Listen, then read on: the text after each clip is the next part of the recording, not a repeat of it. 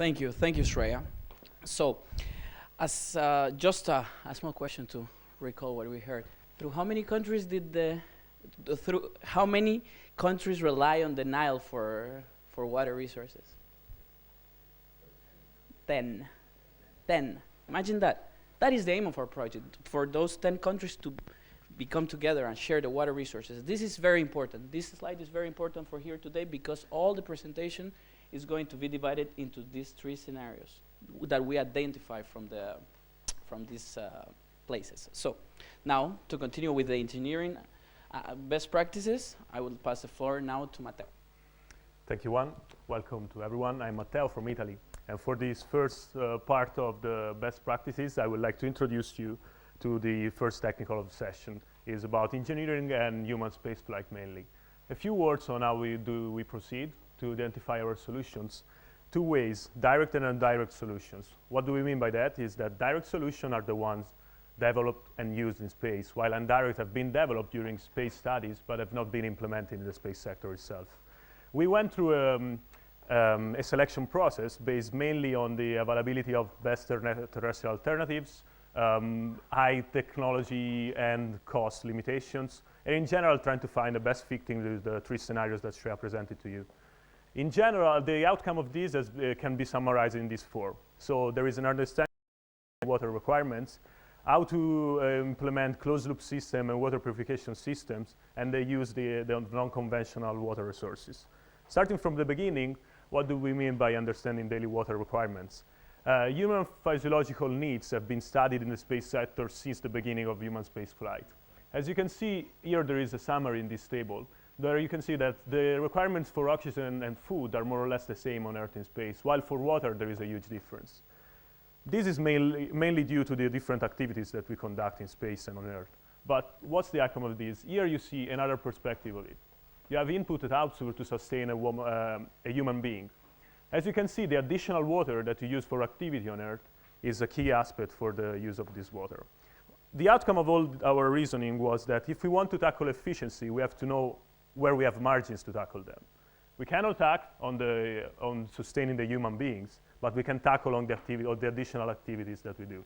So the outcome of this is for the first scenario. The first scenario is about efficiency, and so we recommend the intensive use of the physiological needs derived from the space studies for human space flight that can give us the area to tackle for efficiency.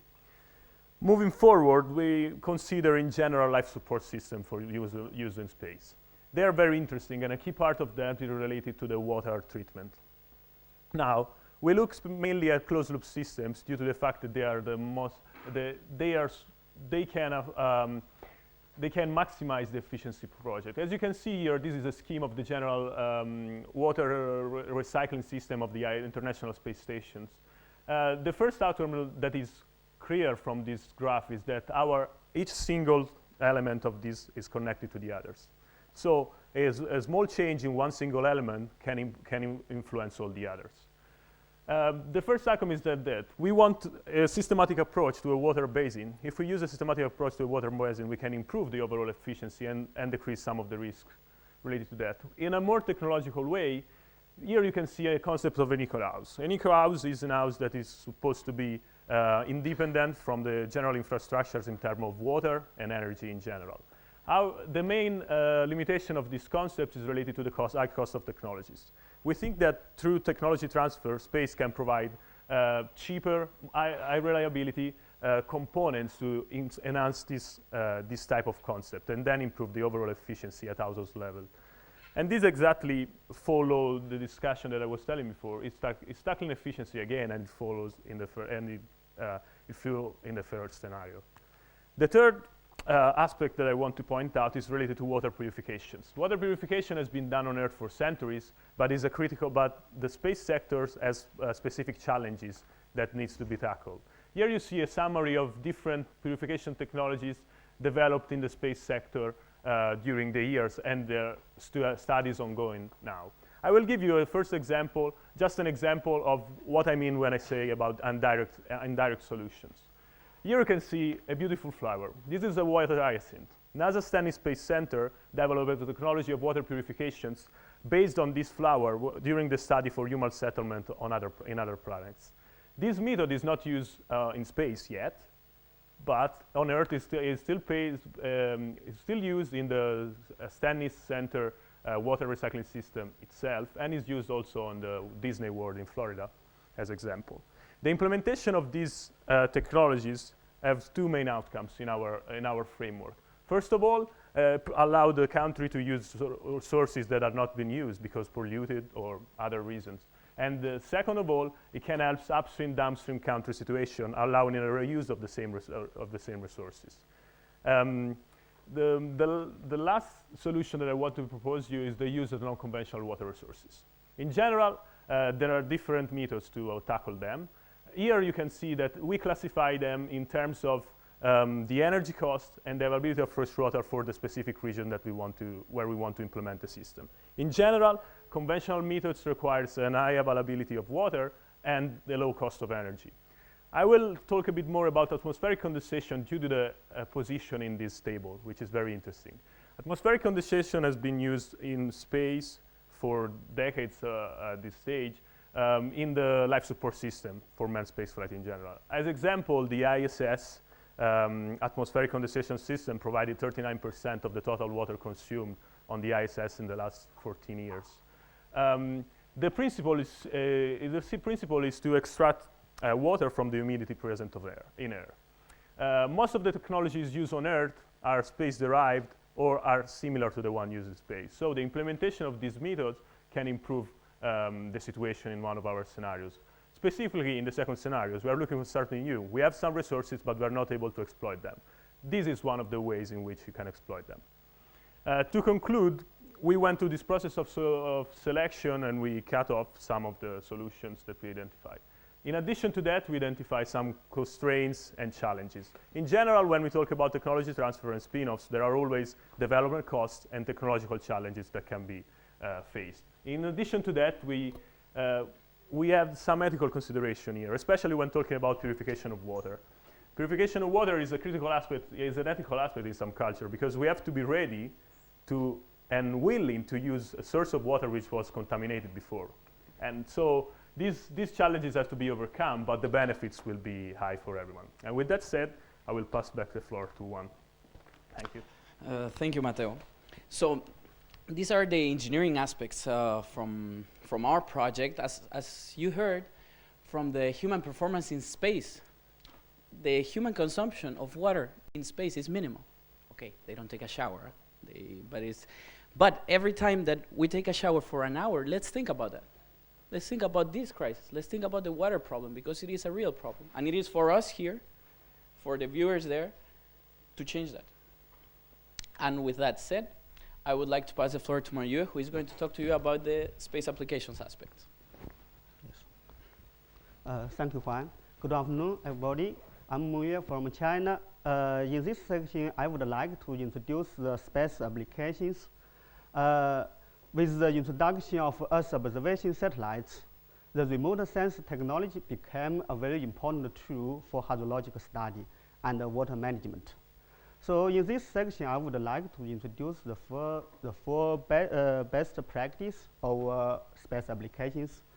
The first one is monitoring land use, which means to improve water use efficiency. There are many spectral bands can be used to estimate the land use, such as near-infrared, mid-infrared, visible spectral bands, and or multispectral imagery.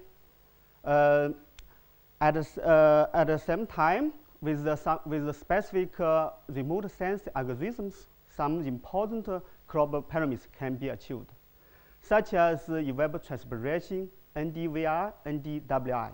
Now I would like to introduce an example. From this figure, you can see that this figure gives the total evapotranspiration level for different land use patterns.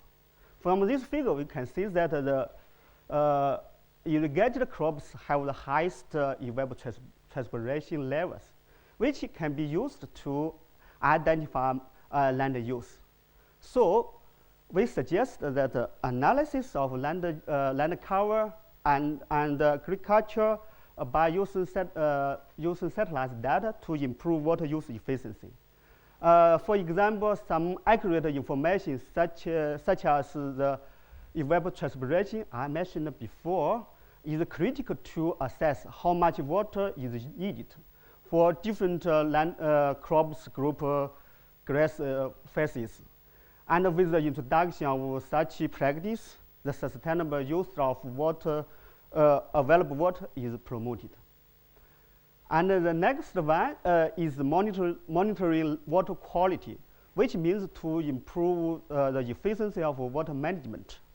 The high resolution remote sensor data, GIS, in combination with some computer modeling, provide a good practice to monitor water quality, such as the turbidity, suspended matters, and so on. At the same time, the multispectral imagery obtained from high-resolution data also can be used to detect water leakage, especially in the agricultural land. Since suspended matter play a vital role for monitoring water quality, this figure shows the total turbidity patterns of part London of River Thames, which captured by Landsat. And this information can be used to estimate the suspended matter distribution, and then can be used for monitoring water quality. So we suggest to monitor water quality to detect water leakage by using satellites to improve efficiency. And these methods can also be used by water management authorities to implement targeted strategies. The third one is identify new water sources. In many areas, as we know, the fresh water is available but inaccessible. In such a scenario, remote sensing satellites can be used to identify new resources. And today, there are already many missions and organizations are involved into such practice, such as the GRACE mission, the Grand mission, NASA, and other satellites and organizations. I would like to show you another example. This figure shows the subsurface freshwater distribution of America, which is captured by GRACE satellites.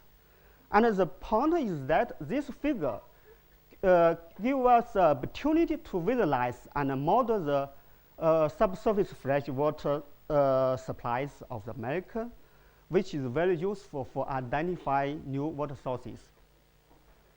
So we suggest identify underground sources using satellite data as the basis to develop appropriate exploitation techniques.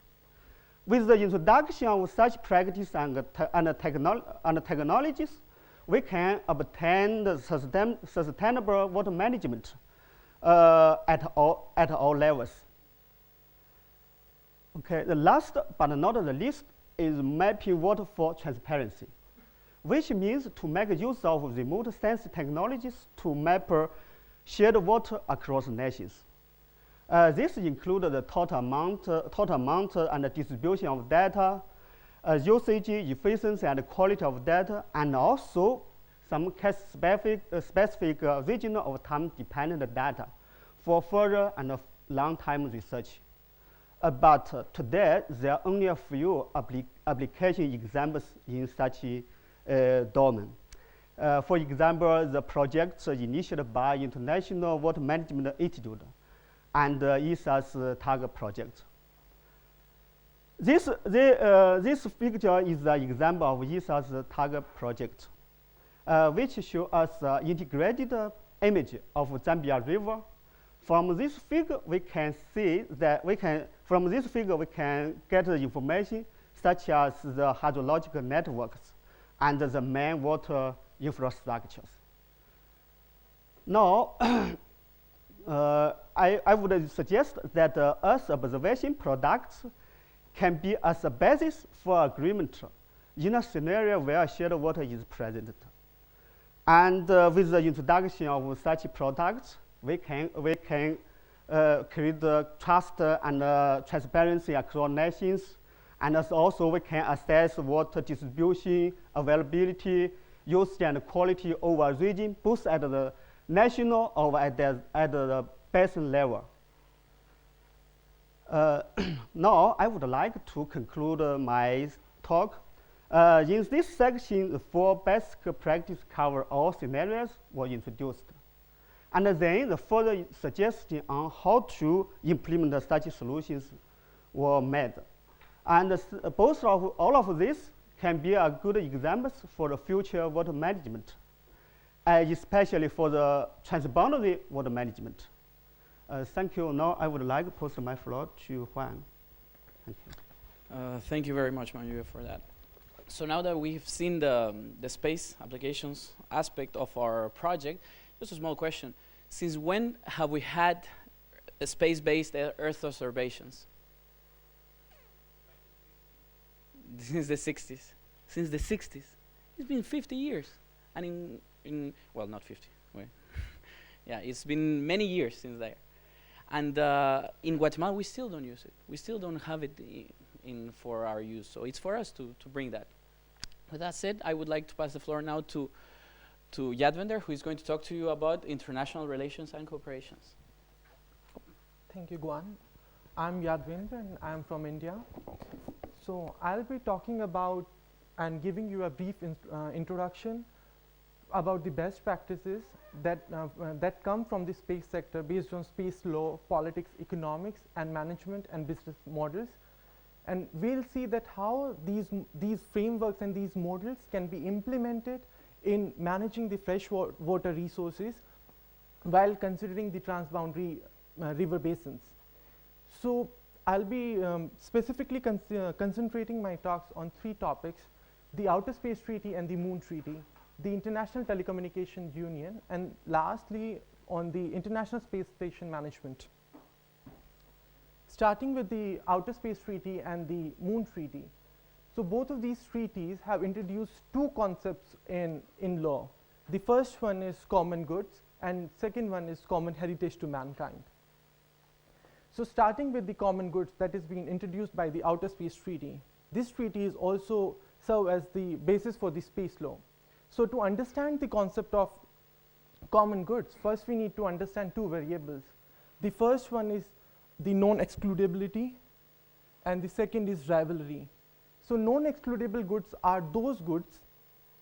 So if one utilizes that, it is impossible to exclude anyone from utilizing that good. And the concept of rivalry means if one is utilizing a particular resource, he is not precluding anyone from using it. So a common good is both non-excludable as well as rivalrous. So outer space is listed as a common good. It is interesting to know that the cyberspace and the atmosphere are also considered as common good. Now with the discussions that Shreya had about the global water cycle, it is logical that if we define freshwater resources as common good, because water across the globe is connected through the global water cycle, but that's not the case, because specifically for the transboundary river basins, the damming of rivers by the upstream nations are excluding the downstream nations from utilizing the same amount of water as they are using it. And also, if we implement the concept of common good at an individual scale, we'll encounter a problem known as free rider problem. That is, if there are no restrictions and each and every individual is provided equal access to water resources, then of course they will overuse it. The demand for that resource, for the fresh waters, will be much higher as compared to the limited supply. So these are the factors that we have to consider while drafting a legal basis for freshwater resources. The second concept is common heritage of mankind. That is nothing but a more restrictive legal basis for access, management, and exploitation of a resource. Now the Moon Treaty categorizes the resources on Moon as common heritage to mankind. Now, one might argue that if majority of nations are not coming forward in safeguarding the resources of moon, then how can we expect them to come and safeguard freshwater resources as common heritage to mankind, as it's much more restrictive? But also, it is the UN resolution for sea, which categorizes the deep sea bed as common heritage to mankind, is being accepted and signed by 160 countries and ratified by 60. Also, some of the parts of Antarctica are also considered as common heritage to mankind. So we have seen that both of these treaties and these concepts have strong ethical considerations. So our team recommends that while defining the legal basis of freshwater resources, we should consider both of these resources from these treaties, and we recommend that while drafting the legal framework for transboundary water management, these concepts should be considered. The next thing is International Telecommunication Union, which is one of the most successful organizations in human history. It has 193 countries and over 700 private institutions as its member. So this organization allocates the slots in geostationary Earth orbit and the radio spectrum to various nations. So both of these resources are considered to be limited and hence share a resemblance with the freshwater resources. So our team recommends the ITU model of management should be considered while we plan a management model for water resource management. Coming to the International Space Station, which is one of the most expensive and complex single structure ever built by humankind. So based on the costs involved for the manufacturing and operations of International Space Station, it is not possible by a single country to build a machine of such size. So it involved two of the major spacefaring nations, US and Russia, to set aside their different political agendas and come together in building this station. So it involves various legal frameworks which consist of intergovernmental agreements and various MOUs between various space nations. And despite the recent sanctions by US and various other countries against Russia for the annexation of Ukrainian territories, the operations for the International Space Station remain unhindered. So this shows the level of commitment that various nations are showing towards the success of this project. So our team recommends the framework of international cooperation that underpins the International Space Station should be considered while creating agreements for shared freshwater resources. And concluding my talk, I would like to say that while defining the legal basis of freshwater resources, specifically for the transboundary river basins and other resources, the lessons learned from both of these concepts, common goods and common heritage to mankind, that are introduced in Outer Space Treaty and Moon Treaty should be considered. Also, the management model for International Telecommunication Union and International Space Station should be considered while drafting the framework for cooperation and consensus at an international level for freshwater resource management.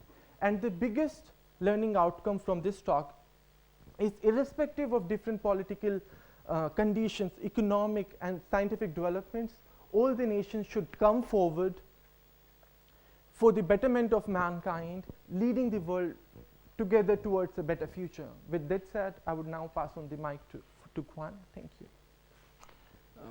Thank you, Yadvinder. So as you can see, space has to offer also in managerial and policy aspects.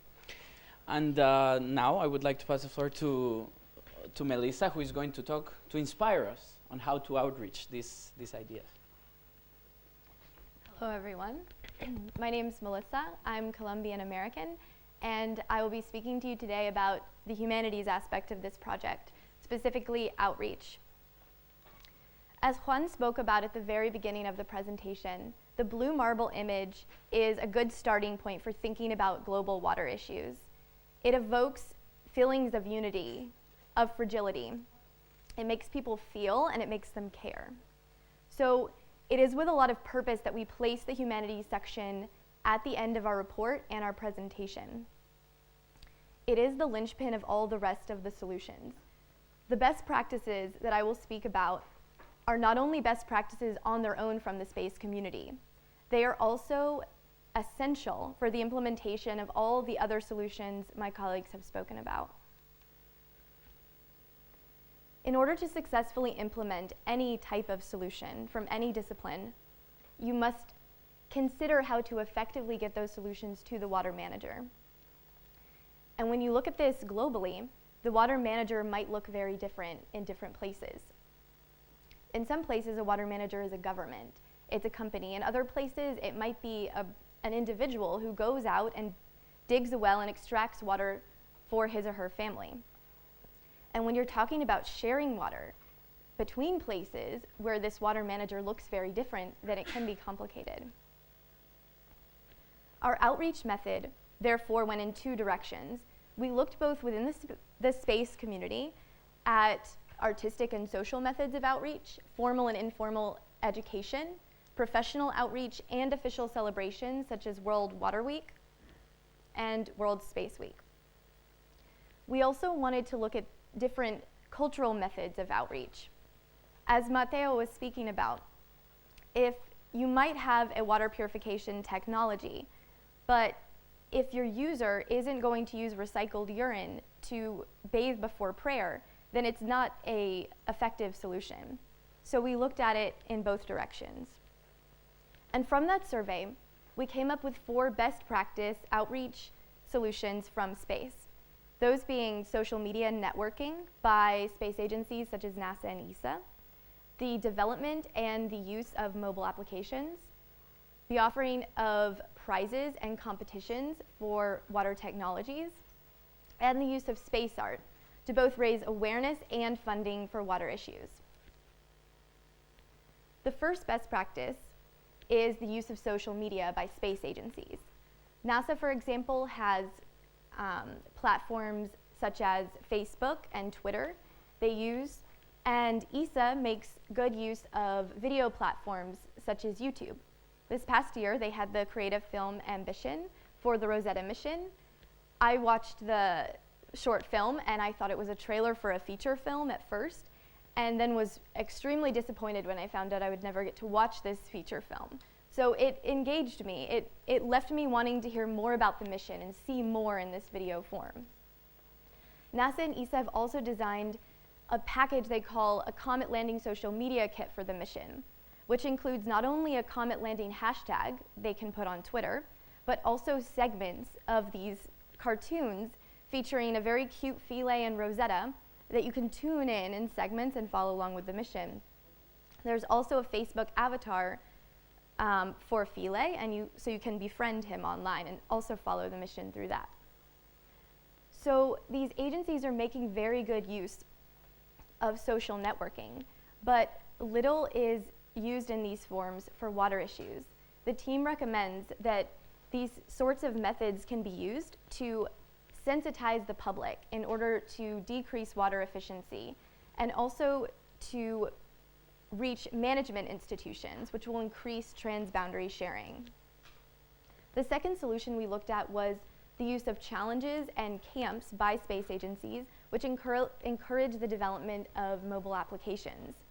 NASA and ESA both do this globally, and they gather together people who create both innovative and open source mobile applications, some of which have been focused on water already.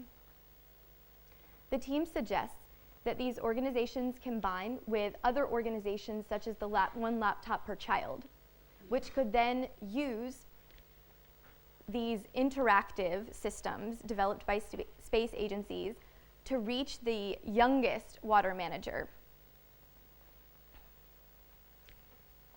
As Manuel was speaking about, we have a lot of space data that can be used to manage water. But if that data, it doesn't both reach the end user and the end user doesn't know how to appropriately use that data, then it's worthless.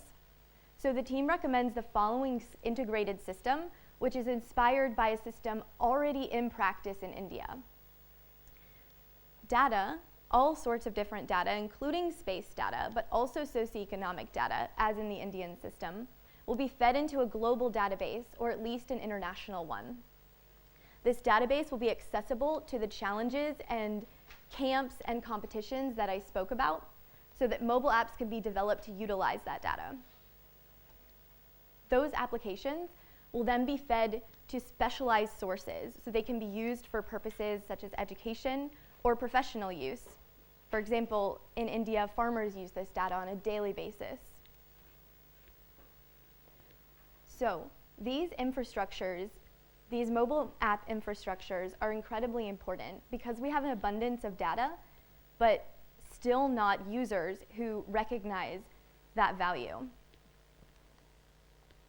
The third solution that we looked at was the offering of innovation prizes for water technologies. These are two examples connected to the space community, the X Prize and space tourist Anushan Sari.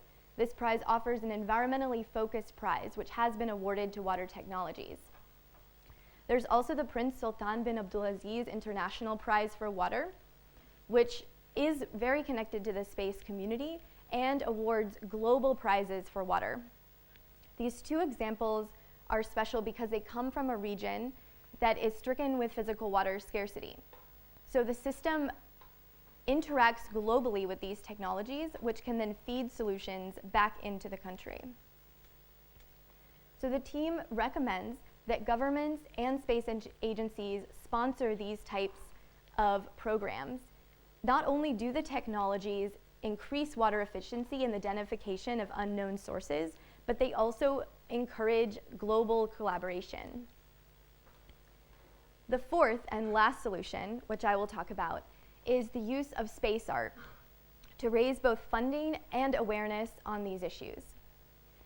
And the best example from the space community of this framework is that of Guy Laliberté, a circus performer and space tourist, who spent 2 weeks on board the International Space Station, photographing the Earth's surface as part of what he called a poetic social mission aimed specifically at increasing awareness of global water issues. He then sold his art in book form and exhibition form, and that money was then funneled into a nonprofit organization of his own called the One Drop Foundation. To summarize this complex yet incredibly elegant framework, there is space art, art created in space, which is sold, raising both awareness and funding, and that funding is then used to actually put into practice solutions in regions of the world. La Liberté also uses the Cirque du Soleil franchise to have one-night performances.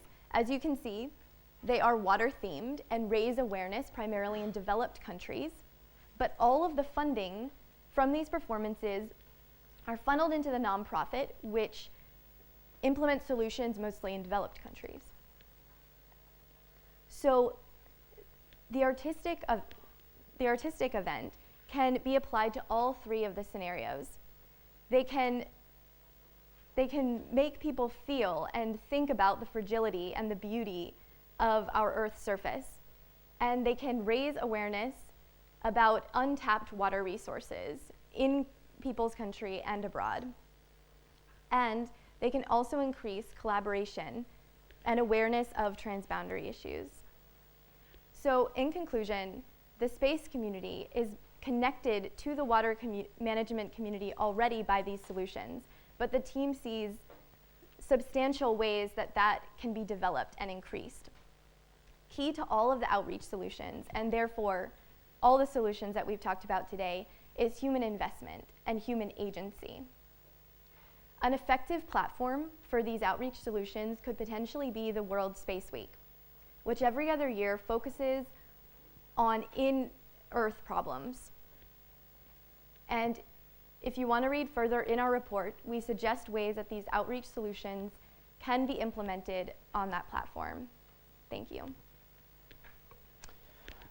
Thank you, Melissa. And as you have seen, the humanities part is a very important part of our project, as this is a man-made problem, and the solution has to be man-made as well. So now, connecting all the dots from all the solutions and how to implement them, we're going to finish, have some recommendations. Thank you again, Juan. So we are coming to an end of this presentation, and I would like to show you what do we mean by a recommendation here. Basically, our recommendations are an how-to-use guide for all the solutions for the implementation of the various solutions that we presented today. These are not considered definite single solutions, but represent a framework. We can apply them case by case, taking account of additional constraints. In addition to that, they are not think to be self-sustaining in each scenario. They are building on each other scenario after scenario. And I will try to exemplify that in this way. The first scenario is a situation in which the demand exceeds the supply. We have no opportunity to increase our resources through cooperation, and there are no additional resources in situ. This is the set of solutions that we propose. Now, let's see how they work together. The key word is efficiency. We say that we have to increase efficiency because the only way to match demand and supply. First of all, I was telling you how space can help understanding the real needs and so targeting the actions. In addition to that, we have tools to control and monitor our use. But all the technological solutions, as Melissa was saying, are nothing if we don't have users implementing them, especially in a situation in which efficiency is important. Water is used by everyone. The end user has to be efficient, first of all. And the end user has to be aware on how to be efficient. Moving forward, the second situation is a similar situation. But in this, the difference is that now we have in situ resources that have not been exploited yet. As you can see here, the solutions we propose for efficiency are still present, and we added the one for finding new sources. How is that? Water is a limited resources. If we are not efficient, we shouldn't use new sources. If we are not efficient on what we have, we shouldn't increase that, because it's a limited resource and we have to move forward. Here the keyword is growth. We want to increase our supply. Now, there are a lot of methods that can be derived from space to use different sources. These are innovative methods, etc. And so innovation is growth. But innovation has to be known, because otherwise, if these new methodologies cannot be implemented. So here again, the importance of sharing the knowledge, increase the knowledge of the end user is even more important. Coming to an end, after being efficient in all the use of all the resources present, a country has strength now. We can act in search for cooperation and look for cooperation. We can look for that. We are efficient with what we have. We are using all that we have. Now we have a strong position to act in the search of cooperation. Now the picture is complete. This is clear. The key word is cooperation. We have tools. Mengyu was telling you about an Earth observation-based map of a basin, which includes a lot of information that can help managers to better manage the shared resources. In any case, cooperation requires a shared set of principles, common goals, and understanding of needs. So the space sector can provide some insight on that in terms of experience that gained through all the cooperation during these years. In addition to that, we know that cooperation is not easy. It's never easy. We will face a lot of challenges, and we have to overcome a lot of obstacles. One message that we want to pass today is that water and space knows no border. That's very important for us. It's been a message that Melissa tried to put forward. There are a lot of tools to pass this message, and this message is in two ways very important. First of all, can boost the process for starting a cooperative framework. And second, can be a memento to overcome difficulties during the way of cooperations. So that ends the recommendation section, and now back to Juan to conclude this presentation. Thank you. So now, just to finish up with some conclusions of our whole project and the presentation. So, a fraction of the water has to be shared among the world's population. as I've said already a couple of times, this is a man-made problem. We created this. We created this problem, and there are lots of issues related to water. But space can do a lot. The Global Water Initiative, which is our project, and has students from all continents except Antarctica, of course, because there's no one there. But well, there is. The Global Water Initiative identified 3 scenarios, and we came from an interdisciplinary approach and provided solutions from various disciplines, which are comprised and compiled into a best practices guide, which is the outcome of our project, and you can find it on the internet. If you go through to the ISU website, isdunet.edu, then you go to the ISU library webpage, and in there, if you search Global Water Initiative or Blue Marble, you will be able to find the rest of our project, because this is just a glimpse of what we did.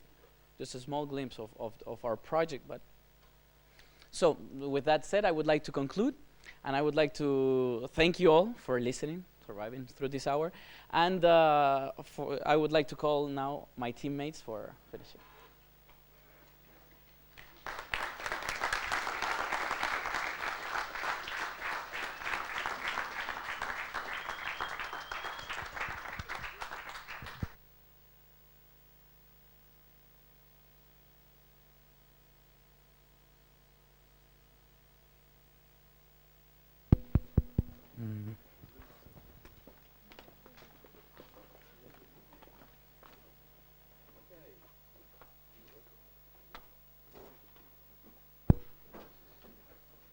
Okay, thank you very much for a very accomplished presentation. I was very impressed both by the activity in the room and also the social media activity at the same time. So I think that's a first for a master's team project.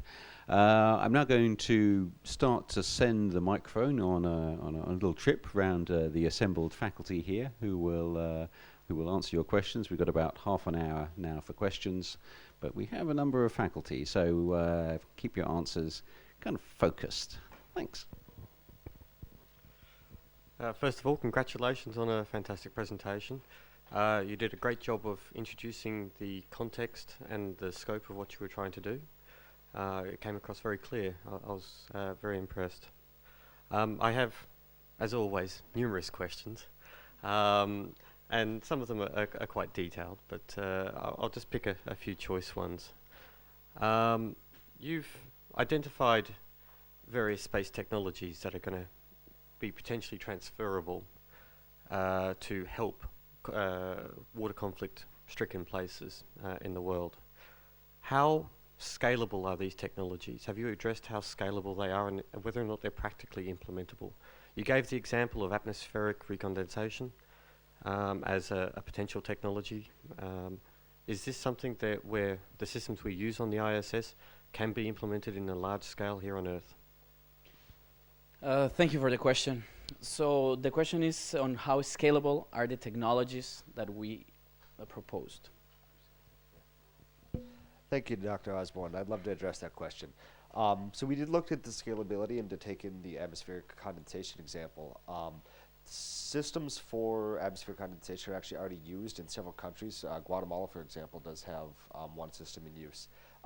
The system that's actually used on the ISS, we wouldn't directly implement. That involves compression and condensation, refrigeration. It's not, it wouldn't be efficient on a large scale, but bringing that concept, that idea of taking water out of the air itself is something that we'd like to bring to more of a terrestrial focus, especially in areas that are high humidity but low freshwater and groundwater availability, such as parts of Africa, the Middle East, and even Asia. So I hope that addressed your question.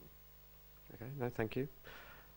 And I'll just shoot one more question at you before passing on to my colleagues. This one is to do with outreach. Now, your outreach methods seem to be very internet focused in terms of how you get to the people that you're trying to talk to.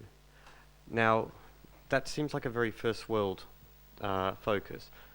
how do you reach the people who don't have access to internet, who still have, who still are significant stakeholders in the water management? You identified that the water management chain doesn't necessarily have to be at government level. It can be at the user level or at the implementation level. So thank you for that question, and to answer that question, I would pass the floor to. Okay.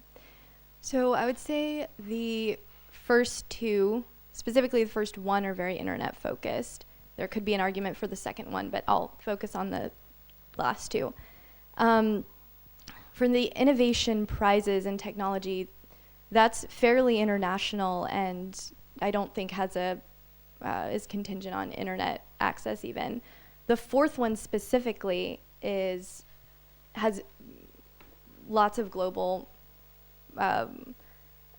possibilities for implementation, because it's completely based on organizing activities. Like, I can actually give you a specific example, an idea that I had. So the framework of Guy La Liberté, who takes photographs and then raises awareness about water issues. In Jordan, for example, the surface is incredibly dry. But if you go beneath and you go into the crevices, there's a substantial amount of water that most of the population doesn't know about. There's also a significant photography community there. So if you had photographers go in and take photographs and then have a form of exhibition, it would be, I mean, all it takes is a camera, and you raise a lot of awareness. So that's just an example. Okay, thank you. Thank you for the question. First, thank you very much for the presentation and for all the work you did. And I saw that you made a lot of progress in the presentation since the couple of days. So congratulations to all of you. Congratulations also to all the work or the workers there that spend days and nights on this topic, of course, of big interest. I don't want to ask too many things. My first question was very close to one from Professor Osborne on the scalability of technologies, space technologies, because you have probably also to take into consideration new or up-to-date technologies not issued from space, from space technology in general, which could be developed also to help. So my question is still, I'm sorry, on outreach. Because I think you made a very good job in trying to open this big question to the population and to the public. I would like to ask you the question, how to reach the very top level decision makers in this world, to have them more aware about the space potential for this particular issue. And as you know, there are a lot of important conferences and meetings coming up before the end of this year. So how to have the space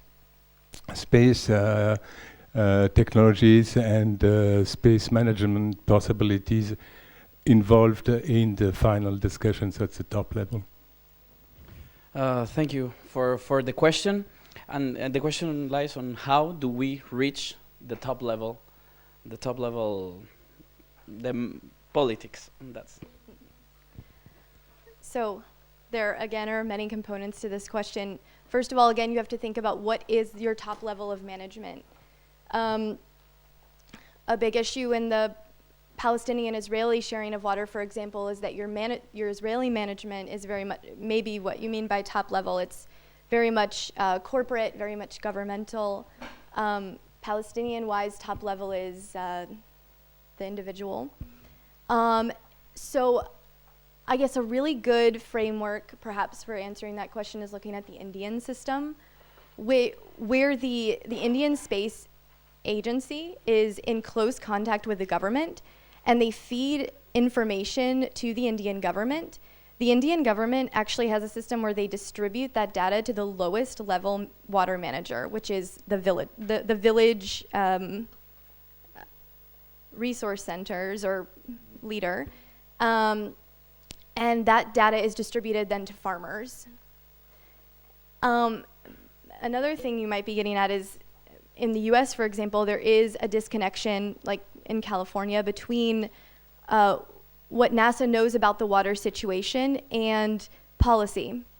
You have some people, like James Flamma-Giletti, who actually has an active voice in lobbying Congress to make changes, but from what I understand, is not effective. So that is a huge challenge still. Thank you very much. Thank you. Thank you so much for your presentation. Congratulations. It was a very, very, very good presentation, really. It was quasi-professional presentation even. And it was really international. Thanks a lot. Of course, you know, I'm a very bad guy and I have 1,000 bad questions. No, I wouldn't like to kill something. I have two very, very simple questions. Question number one, first half of your presentation, you mentioned about multi-nation problem. And all second part, multi-countries. Is it equal or not? At first, your presentation, have a look. Nation, nation, nation. Second, 130 countries. If it's the same, in that case, what's about telecom? Telecom, you mentioned, it's some kind of about 130 countries plus some kind of private entities which participated. Is it the same between nations? Thank you for that question. So the question is whether multi-nations and multi-countries, it is used interchangeably, basically. Thank you, Tolerenko, for the question. Essentially, when we talk about nations or we talk about countries or we talk about states, we're basically talking about those entities that communicate between each other when it comes to sharing water. So, for instance, you can have nations within countries. I was just given the example of the Ukraine. But you can also have different smaller groups within countries and within nations. We decided to look at the top level, and that was basically countries or nations that were defined by international borders. Purely because at the lower fidelity level, when you're looking at smaller groups, and obviously there's conflict between smaller groups within countries and nations, it gets very hard to define where those exact boundaries are. Even at the international level, deciding where exactly the line is very difficult. But for our presentation, essentially nations and countries, there's very little difference, at least for our interpretation. Okay, so first part is, and second part is practically the same. Okay, I only didn't understand why you try to use different definitions. Okay, second question, much more difficult. I would like to enlarge question of Dr. Osborne about scalability of something. In your presentation, you did not put even one word about financial aspects of everything. So how can we provide a scalable something from space? Well, let's suppose we have now International Space Station. You can ask our colleagues from NASA how it's costly per year. Okay, per 6 people. Now we would like to scale some technology on billion people.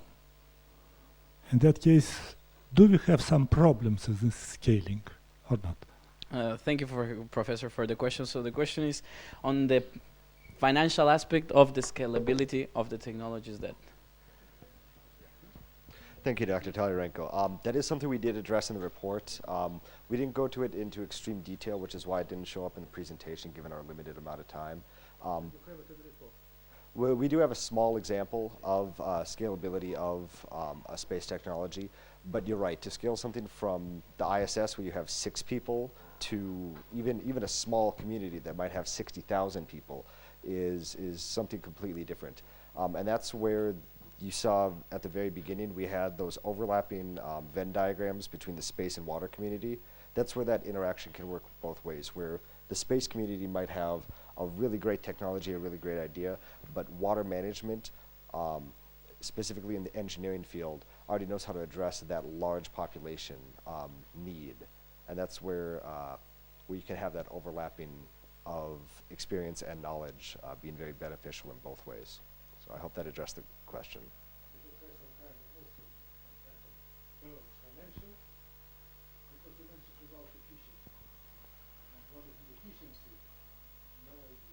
Right, and that's where yeah, I won't speak for the whole world. I have a very U.S. centric perspective, but I know in the U.S.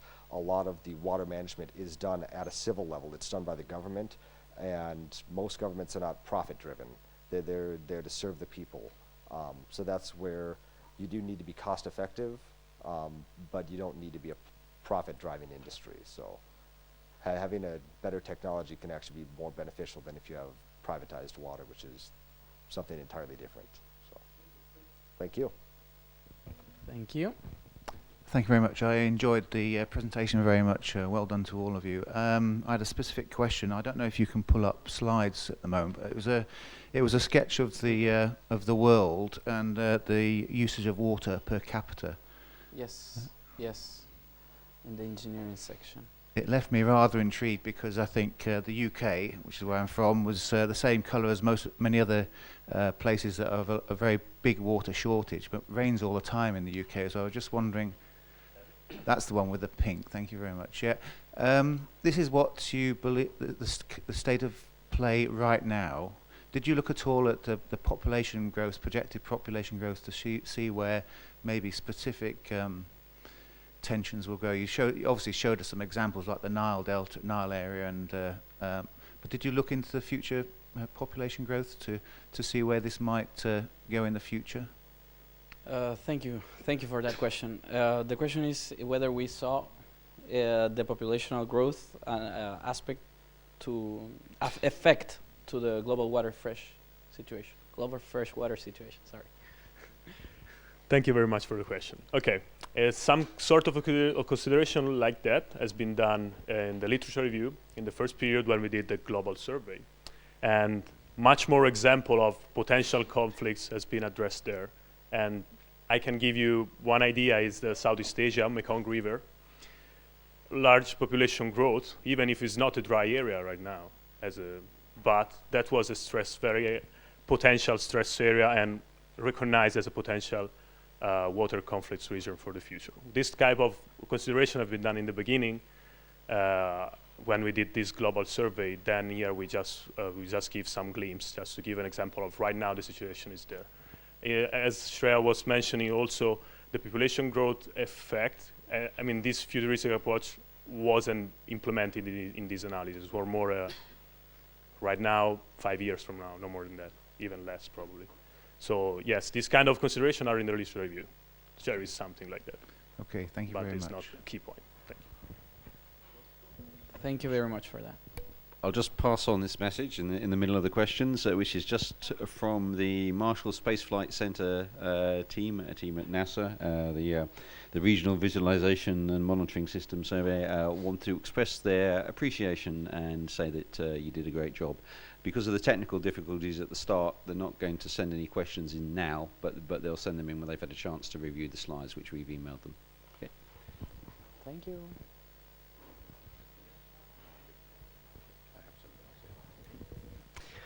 Yes, this is, I'm Steve Brody, the ISU, from the ISU North American office.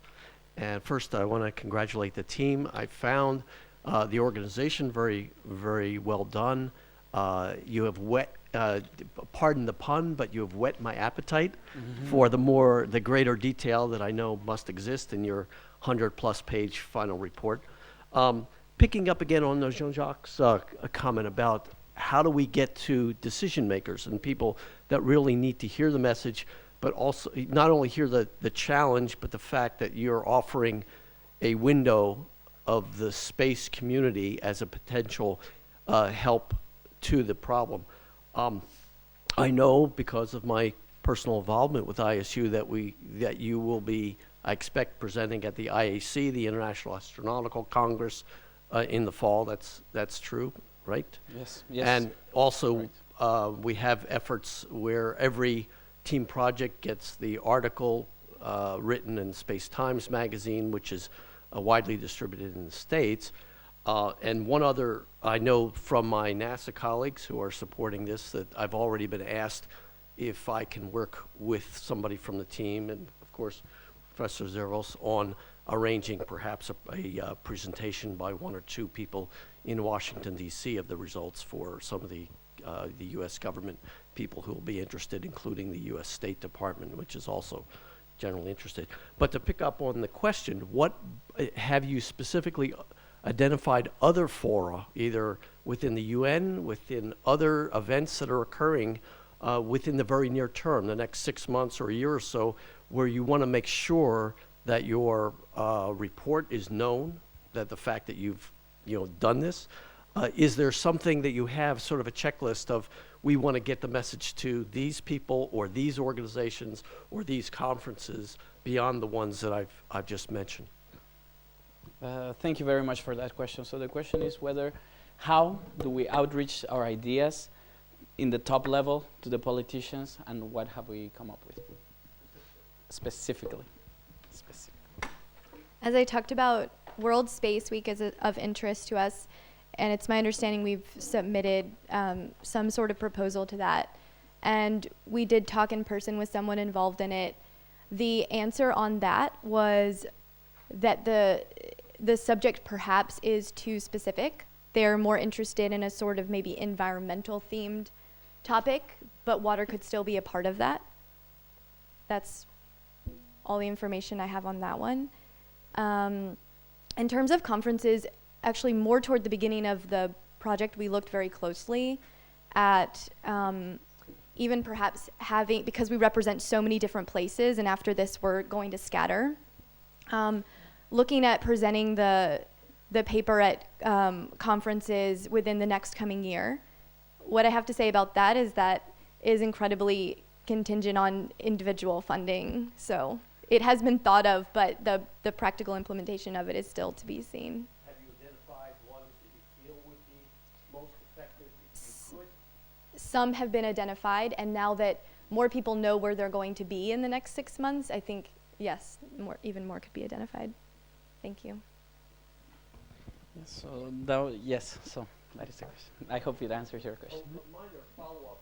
Is it not true, I believe I heard earlier in the project, that it's already known by UN-USA, the Outer Space Office of the UN? They know about your project, and did they request or invite that they get first crack at making sure they know when it's available so that they can take a look at it?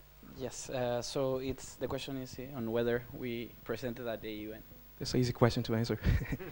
Yes, we did a presentation at UN Corpus Sub-Technical Committee. It was really good. It was very well appreciated.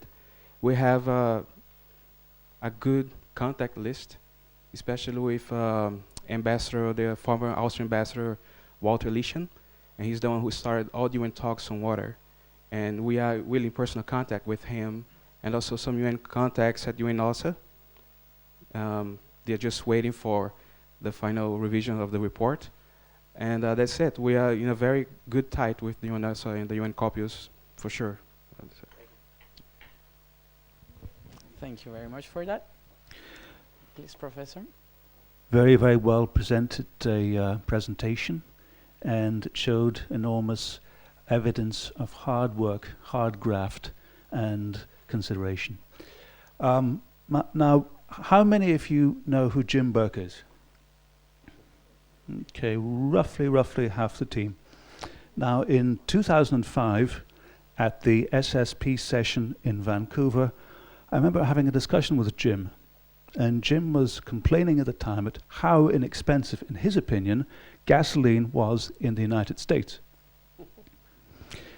And his contention was it should be a lot more expensive, and if it is a lot more expensive, that means people will use less gasoline. That's going to be better for the environment. Now, could you perhaps share this idea in the context of water? We all take it for granted, and yet some countries are completely devoid of water. Surely it could be priced to make people use water sensibly.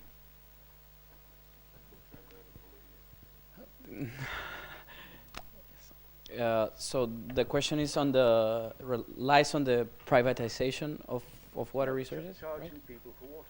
Charging people for water usage. yeah, charging people for water usage. So for that, I would like to pass the floor. Well, not charge people for water because we want to make water common good.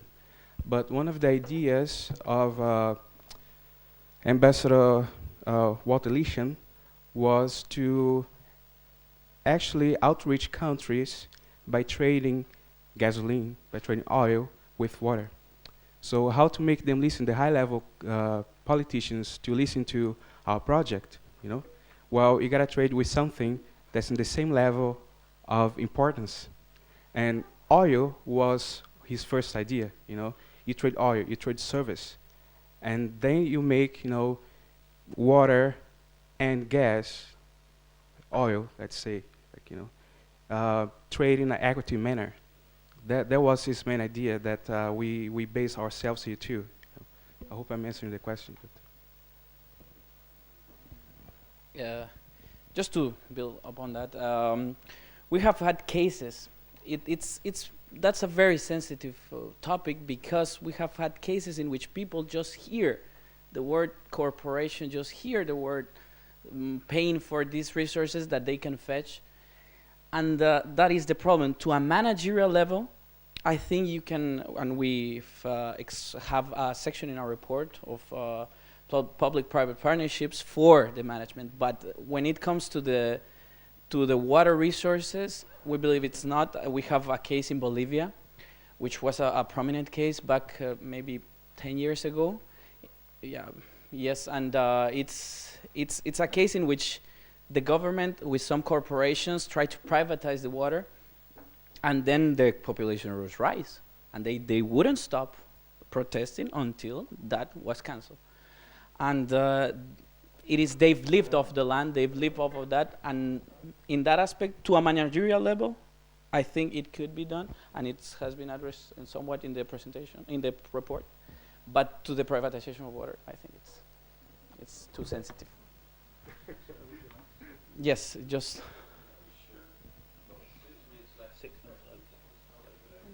Thank you very much.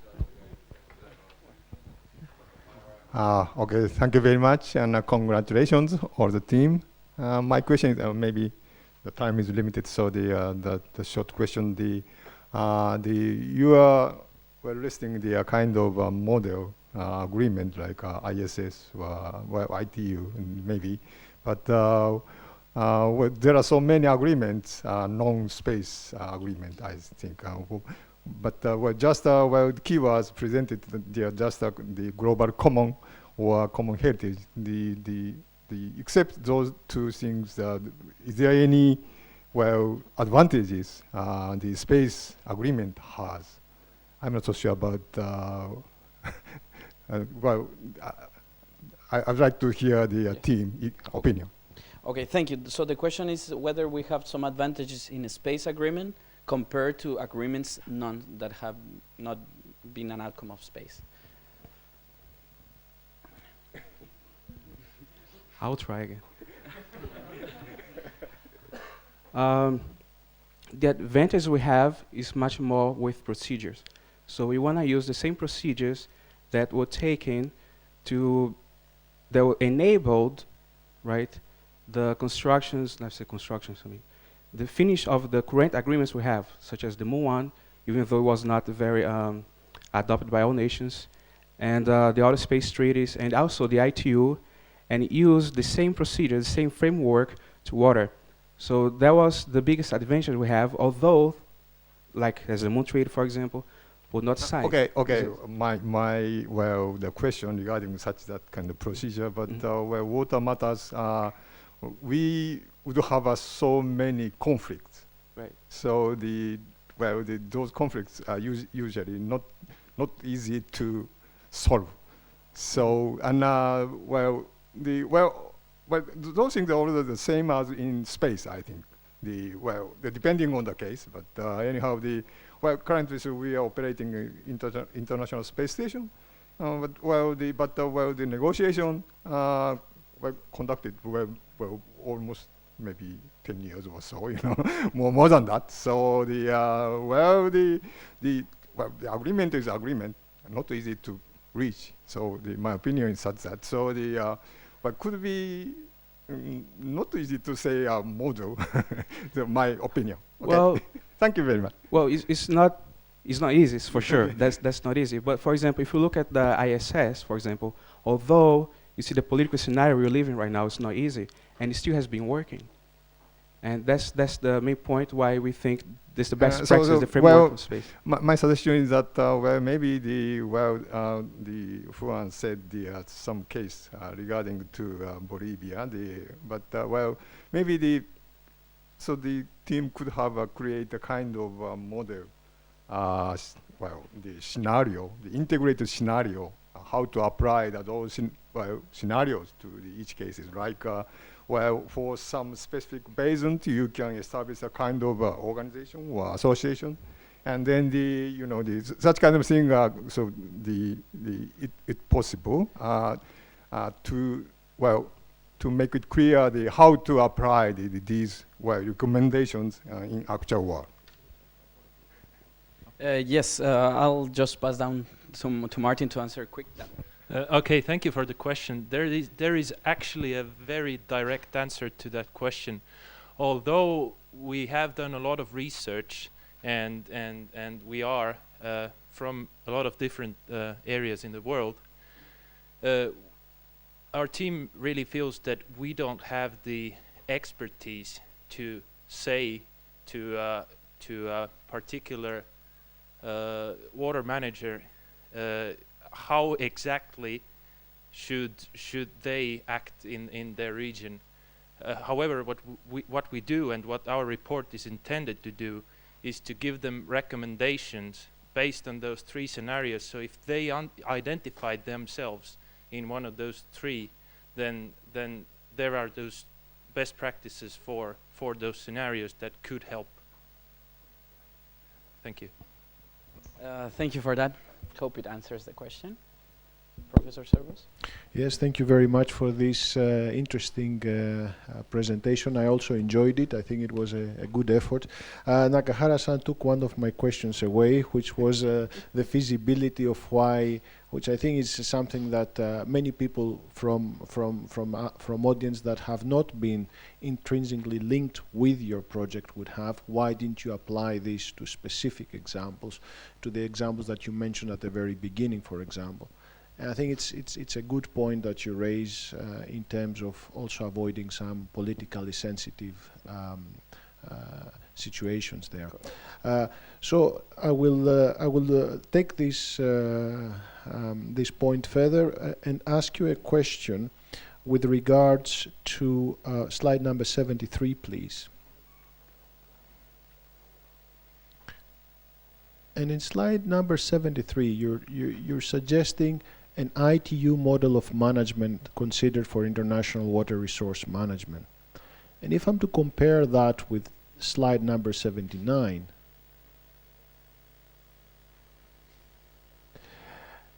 must consider how to effectively appeal to the water market. And I recall saying there that you don't know who the manager is and you want to sort of refrain from making those suggestions. Most of the solutions that you provided are complementary to each other from scenario to scenario.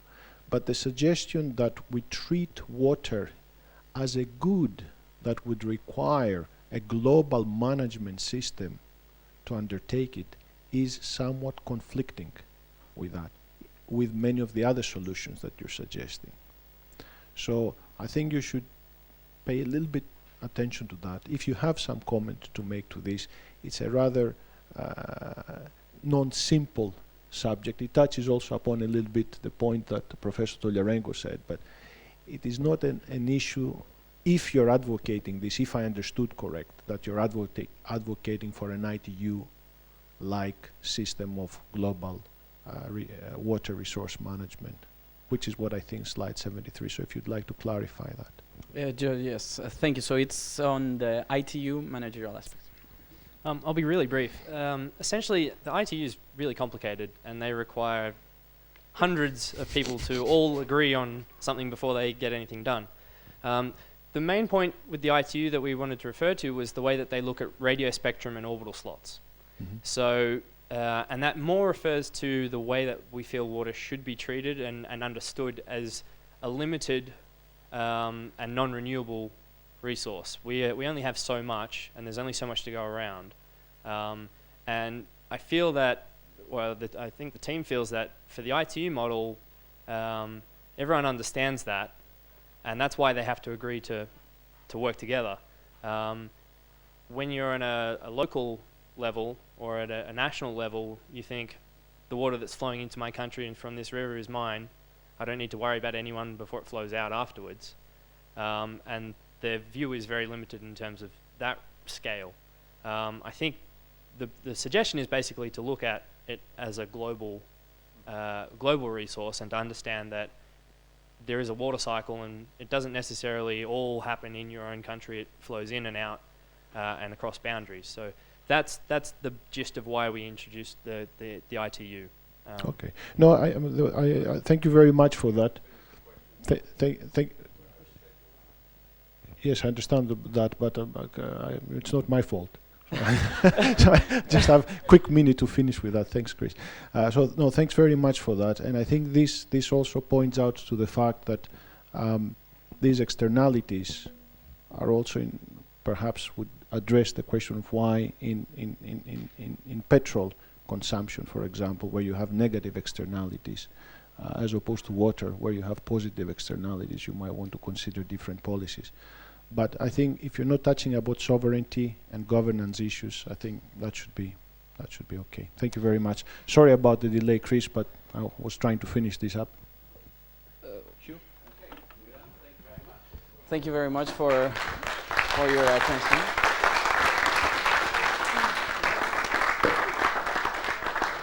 Okay, ladies and gentlemen, for those people out there on the internet, the next presentation will start in 7 minutes. So we need a swift turnaround, please. Thank you very much.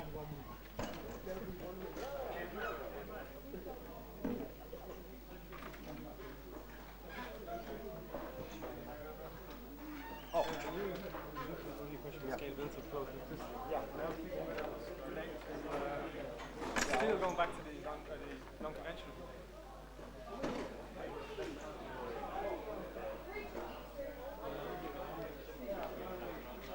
It's good for your team.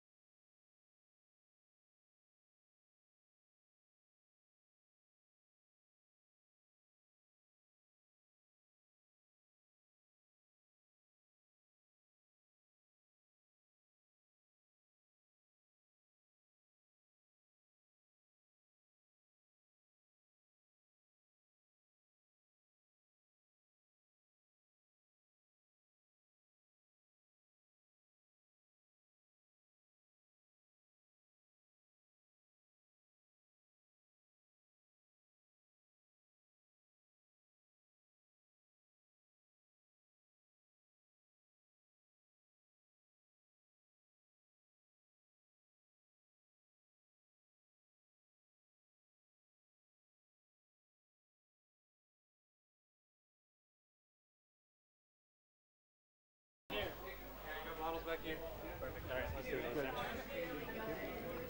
You guys ready? You're good. Let's do this. Damn. Pumped up. I'm pumped up. Got the energy.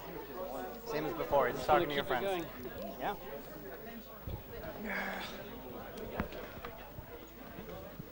Think it's okay if I don't use the vest? I can grab one of yours. It's better to personally.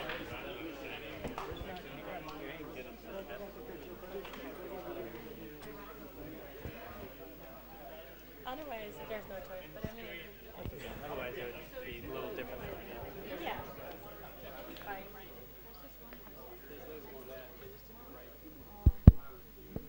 It's better.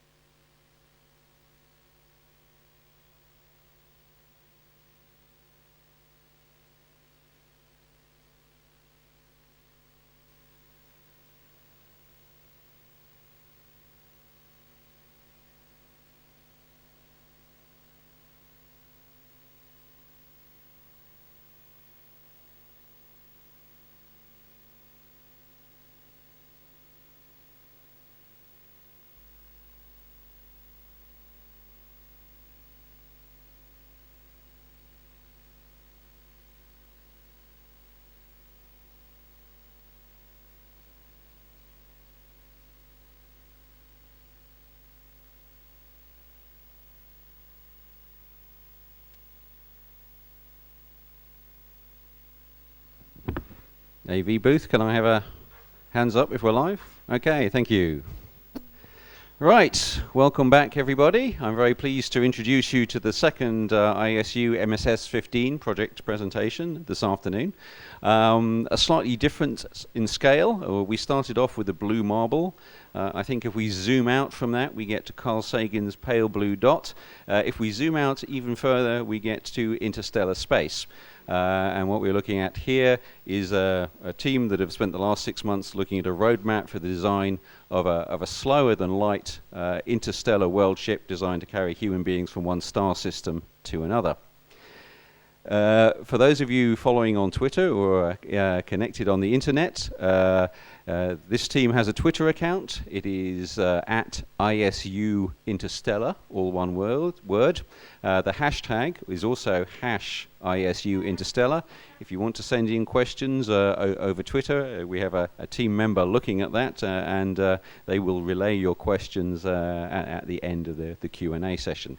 Also, if you're interested in downloading a copy of the team's roadmap or a copy of the presentation slides, those are also available at a link given at their sort of Twitter biography on their Twitter account. So check out there or check their Twitter stream. So without any more ado, I hand over to TP Interstellar. Thank you.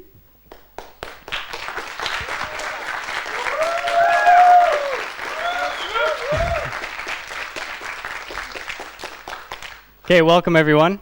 Thank you. First of all, thank you for everyone who's here, who's attending and watching. These are people present as well as those watching from the web. If we have anybody that's watching from Mars, I want to apologize for the 40-minute delay.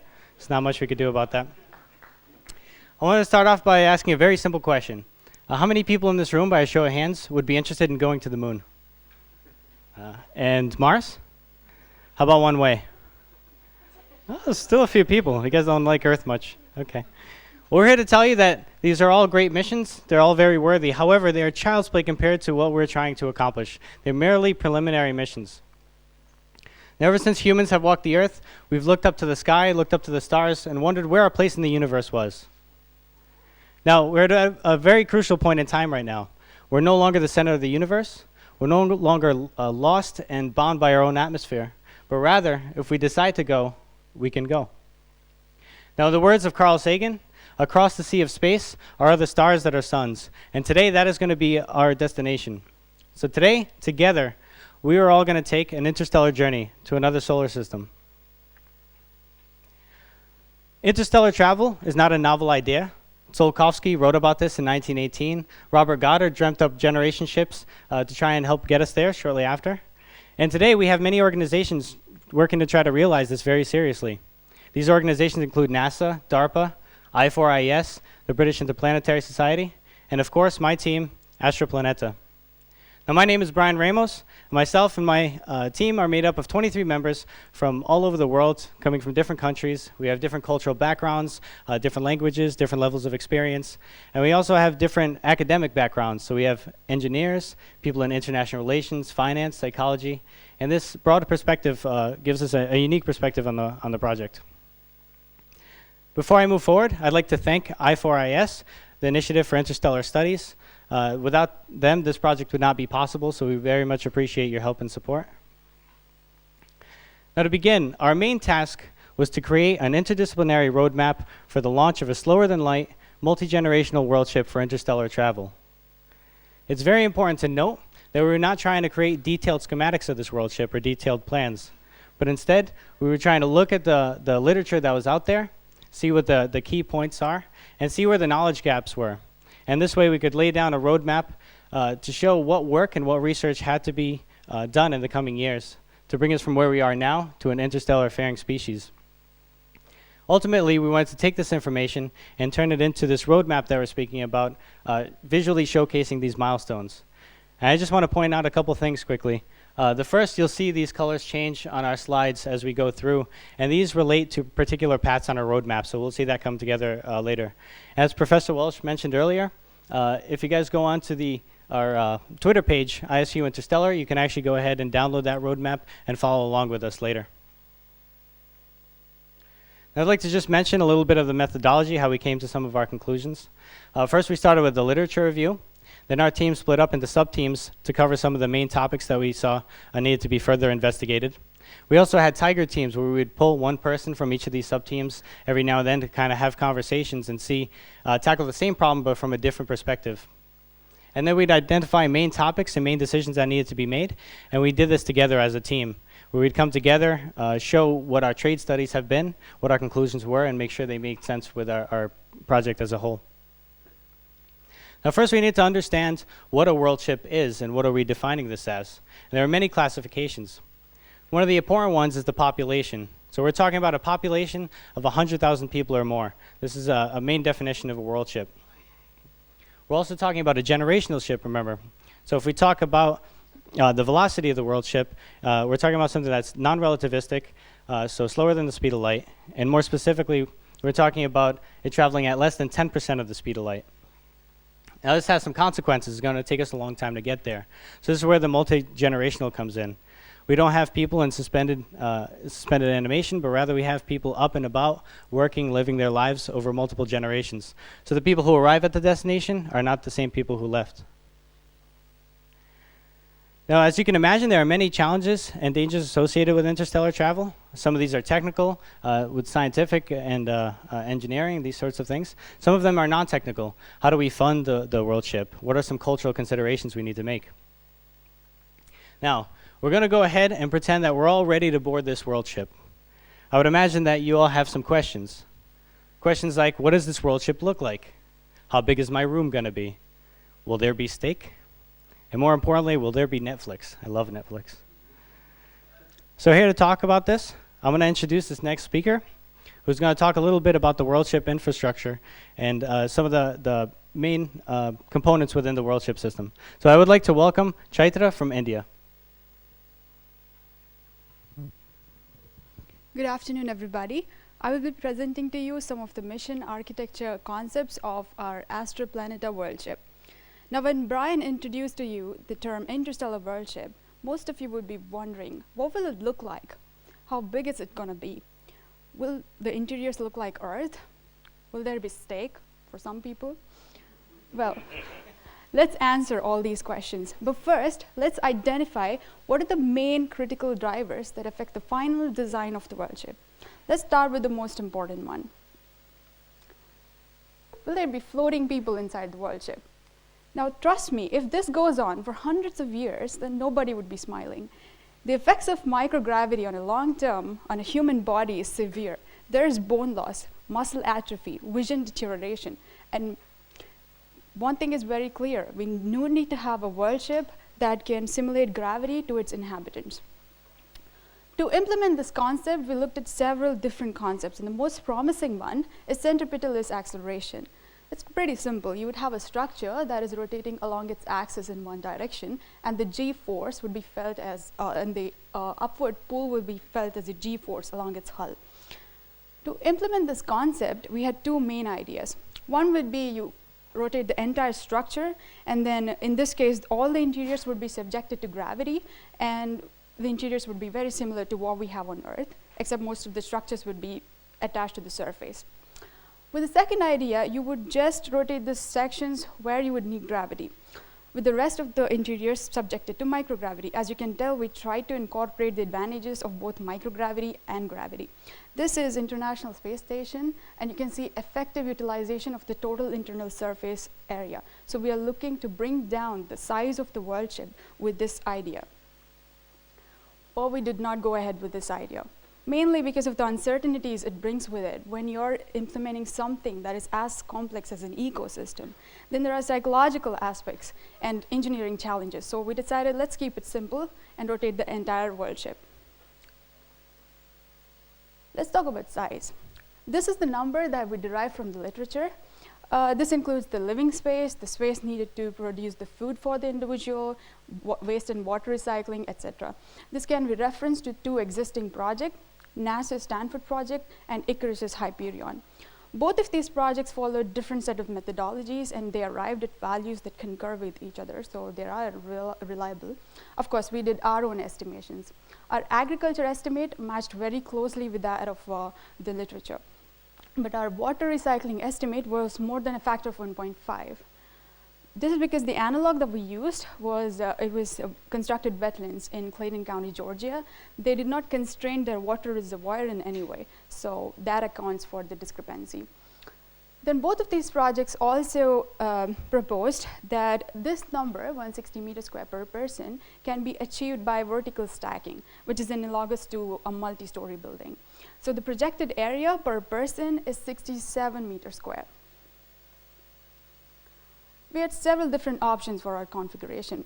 In case of a cylinder, you would have large amount of usable areas with uniform gravity levels.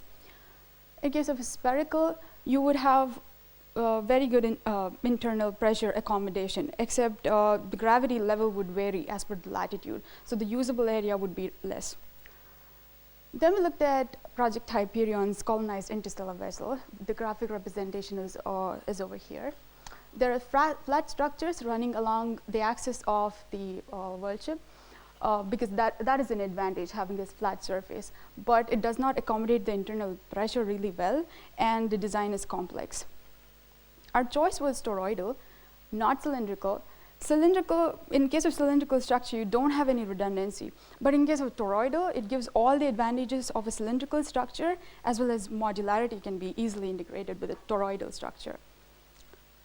So let's see what we have. We know the whole structure, it will be rotating. We know the space requirement is 160 meters square per person. We know that the structure will be toroidal, and we are going for a modular design. So let's visualize. This is the basic graphic representation of all the dimensions. The baseline reference is very similar to Stanford Torus. This is NASA's summer study program conducted at the Stanford University. Stanford Torus had the one ring of Stanford Torus, the major radius was about 830 meters. This is Burj Khalifa, so that will give you a size estimation. And then the minor radius, which is this one, is about 65 meters. And the Stanford Torus could accommodate a population about 10,000 people. So for our 100,000 people, we would need to have 10 rings. So 10 rings plus a little bit of slack for the propulsion system would be about 1,765 meters. So this looks complex, so we do need to address the constructional aspects. So let's plan. So to construct something, you would need planning, you would need the technology, you would need the construction base. So our proposition is to have a lunar construction base so that we can take advantage of the low gravity levels. Also, Moon is the nearest celestial body to the Earth. Additionally, it is rich in minerals such as iron, aluminium, titanium, some of which could be used for the construction of the world ship.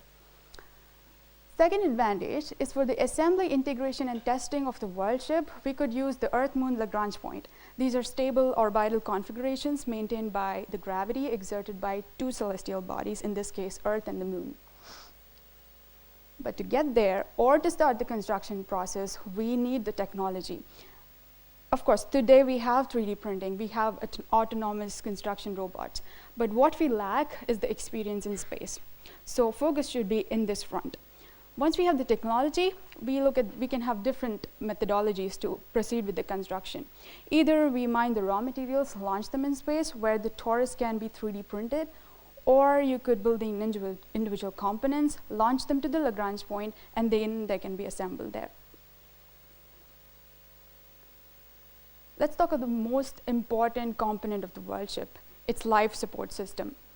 Now, the individuals inside the world ship, they need sustenance in terms of food and water, and then they need habitable conditions, optimal levels of humidity, pressure, the right atmosphere, etc.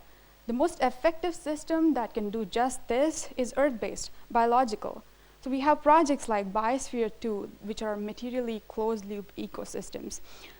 For the world ship, we would need multiple such projects running in parallel, trying to develop different flavors of ecosystem, deserts, tropics, etc.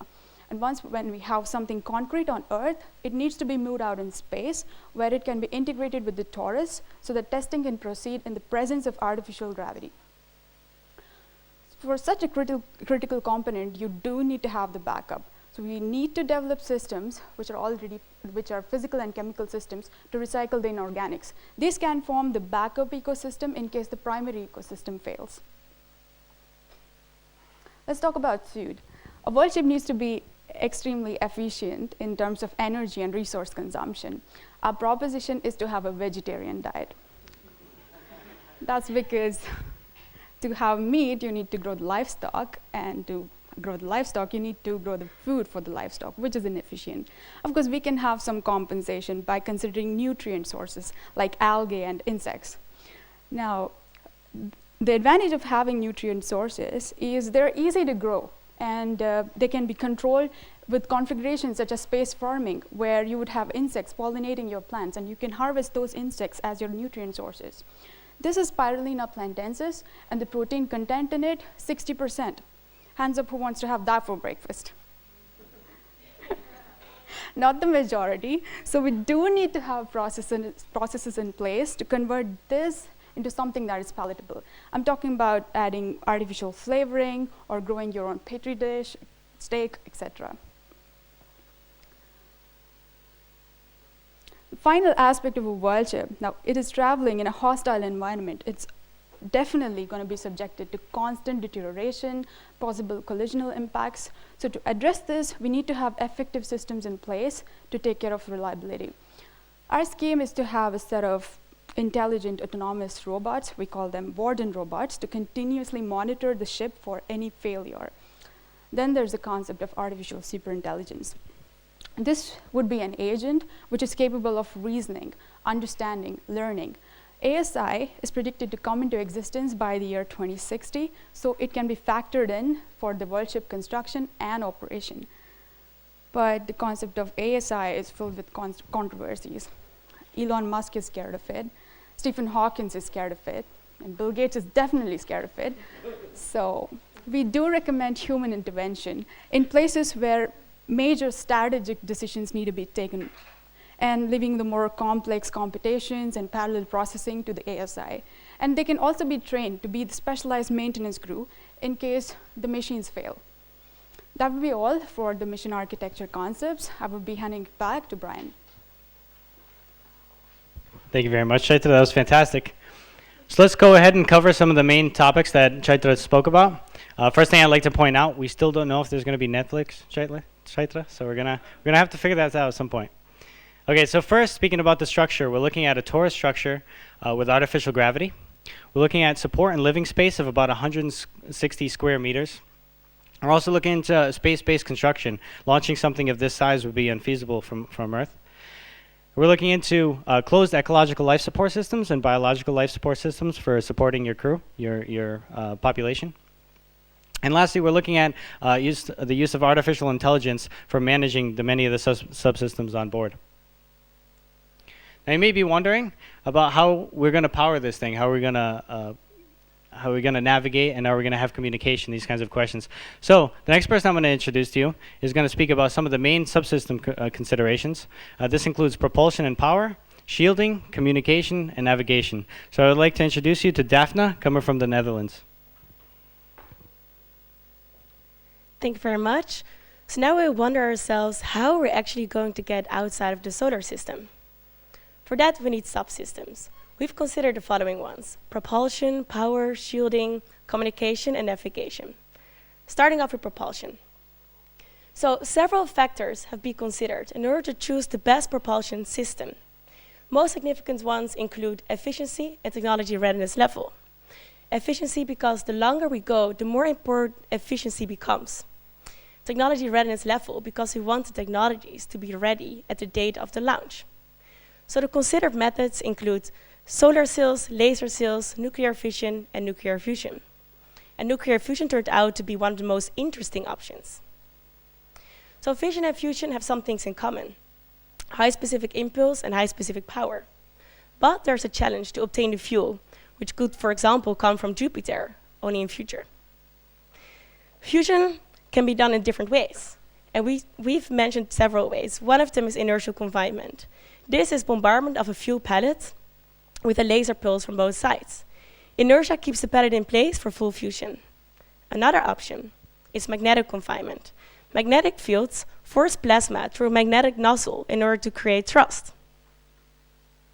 Then there's the interstellar ramjet, which is very interesting, but also purely theoretical.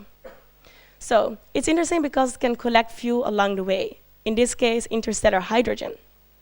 There's also different options: the buzzard interstellar ramjet or the laser-powered ramjet, which could give a higher efficiency. But there's also disadvantages. As we see on the picture, there's a big scoop in front of the vehicle in order to collect that fuel, which could also create a lot of drag along the way.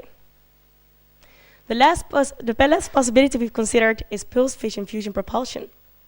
Here, fission reactions are energized to fusion reactions, which then re-energize fission reactions. The outer shell turns into plasma, which is then forced through a magnetic nozzle in order to create thrust. Of course, we also need power systems. Traditionally used power systems might not be applicable for a world ship. So we consider different technologies, including nuclear fusion and antimatter annihilation. And nuclear fusion is supposed to be 4.75 times as efficient as nuclear fission as a power system.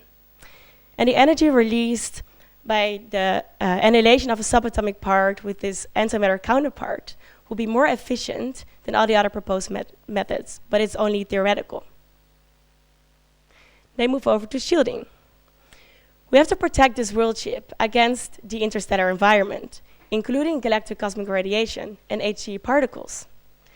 So current shielding methods might not be applicable for a world ship. So we've considered several methods, including active shielding, but mostly focus on unconfined magnetic fields. But lots of more work needs to be done in order to even think about it as a feasible option. Then there's passive shielding, which would work using very heavy or dense materials such as aluminium or water to protect this world ship. There's also a method to combine active and passive shielding. Then there's communication subsystem. So we have to ask ourselves, do we want to communicate back to Earth? And if yes, from what distance? Also, what will be the effects for people both on the Earth or in the world ship? They could be affecting culture or linguistics, or many, many more factors. So here's one of the methods, which is gravitational lensing. Here, electromagnetic rays are deflected along a star due to its gravitational mass. And applying this technology on radio frequency communication, using the sun as a lens, this could give us a significant gain of about 60 decibels. And then when we place a relay spacecraft on the other side of the sun, This should be done at a distance of a minimum of 550 astronomical units, which is more than 10 times the distance to Pluto. Finally, we talk about navigation systems.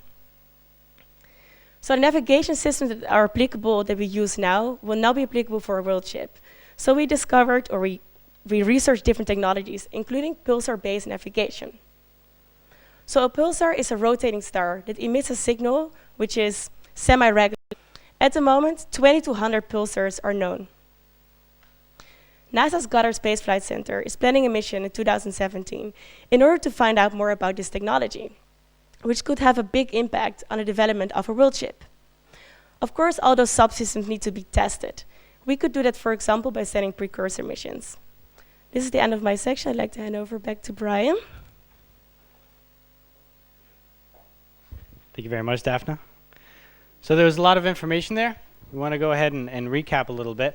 So about the key technologies. So first, in terms of power and propulsion, we're looking at nuclear fusion as the key technologies. As far as shielding, we're looking at a combination of active and passive shielding. I think that gravitational lensing may hold some potential for communication. As far as navigation, we're looking at pulsar-based navigation technology. Now, we've talked a lot about the machine, a lot about our subsystems. We haven't talked too much about our population, our people. Having people on board has some significant challenges associated with it.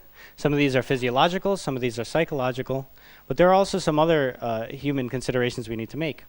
These are considerations such as ethical considerations, is what we're doing correct? These are cultural considerations, because remember, these people are changing over many generations over time.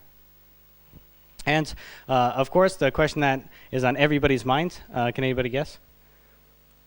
That's correct. Will there be Netflix? So hopefully, to answer this question, I want to introduce Anderson Wilder, coming from the United States. Thank you, Brian. So as Brian stated, I'm going to cover aspects on humanity on the world ship. So a couple things we're going to cover. How will the population be selected? What will their psychological and physiological health be like? What will the culture be on the world ship, and what ethics will they abide by? So first, currently there are no long duration controlled analog studies that we have that rival the length of the world ship mission. The longest terrestrial analog study we have is Mars 500, and that was 520 days. And the longest space analog we have is a 14-month mission on the Mir space station. And both of those are significantly shorter than our multi-100-year world ship mission. The original NASA Mercury astronauts were claimed to have the right stuff. That's not what we're looking for here in that regards. What we're looking for is a diverse population of a diverse set of skills and people who can get along with everyone as a society, because we are sending out a city worth of people out into space. So this will require years and years of testing and study to perfect the population set that we need to send on the world ship. So the psychological health of the individuals. There will be lots of psychologically stressful phenomenon that will happen with the crew, with the population on the world ship. One of which would be the Earth out of view phenomenon. A few scientists are predicting that once humans go away from Earth to the distance where they cannot see it with the naked eye, that they will be decoupled from what they know as what makes us human, and therefore there will be psychological stressors because of that. Another is isolation issues. Because of this, even though we will be sending out 100,000 people, this will be completely separate from what Earth is. And here we have, currently 7 billion people, so that could be issues of isolation. A circadian rhythm, which is their sleep schedule, that could also be affected because of stressors happening on the world ship. So a couple of countermeasures that could be implemented for the population would be things such as Netflix, but we're not probably going to have Netflix, or also virtual reality environments that could be used to supplement the psychological health and activities for the population at hand. So lots of testing will be required to be done to figure out these specific criteria that we need to help alleviate any psychological disorders.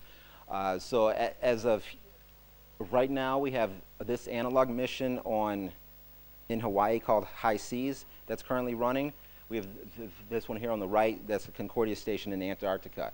So we need analog studies such as these and others on Earth, as well as those in space and on other celestial bodies such as the moon, to get the testing that we need on the psychological and medical health of the population. So this is something that we're expecting to see on the world ship that we would send out. We need to have the population be in a very stable psychological state. So that would of course involve families, because we plan on having multi-generations on this world ship. So families, serene environments. We want to try to avoid any tensions between cultures or anything of that matter. And if you look right here, you may be able to see there's still no Netflix. So now, what about the medical health of the population? Will people die on this world ship? Short answer, yes, because that's what people do. But what we, that's what people do, and that's what we can't control. We don't have the holy grail to youth. But what we can do is try to mitigate this issue with medical advancements, as we do here on Earth currently, in treatment and in technology. So for instance, a treatment that we would need to work on would be resistance to radiation exposure. This could be done with medicine or with genetic engineering. However, genetic engineering has a lot of ethical implications to it that we are still currently in the process of working on. So with technologies, there's currently in the process of working on computers, which are 3D printers that can print pharmaceutical drugs.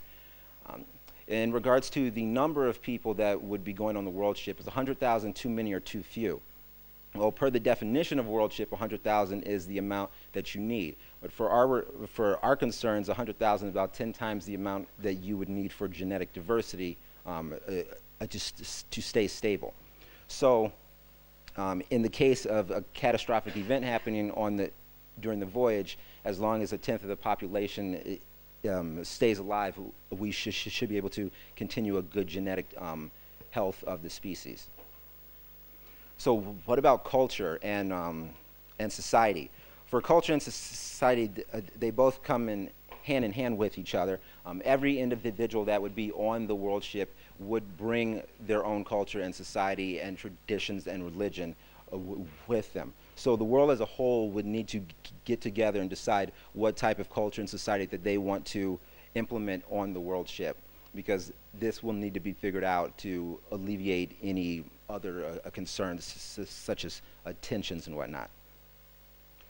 In regards to language, currently English is the standard for aviation in the space industry, and so we will need to figure out, it would be ideal for the world to figure out a standard language for the world ship to avoid any miscommunications during the voyage. I mean, of course, language does evolve, and as well as culture, so if another one is developed or individuals carry their own, then that is just something that we would be unable to control after the ship launches, but we do need to try to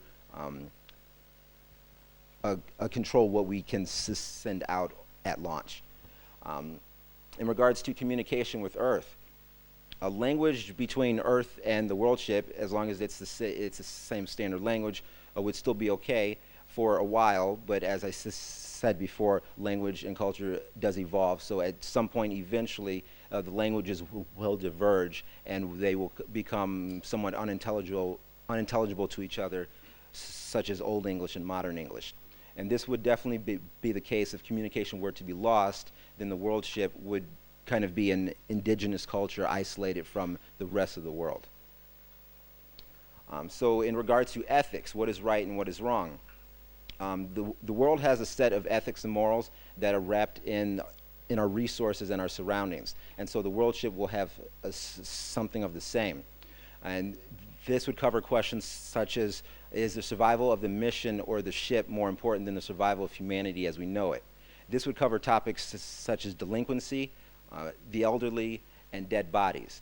For the example of dead bodies, we have the issue that on Earth right now, cultures will either bury or cremate their deceased. However, on the world ship, doing either of those two activities would be detrimental to the biological ecosystem.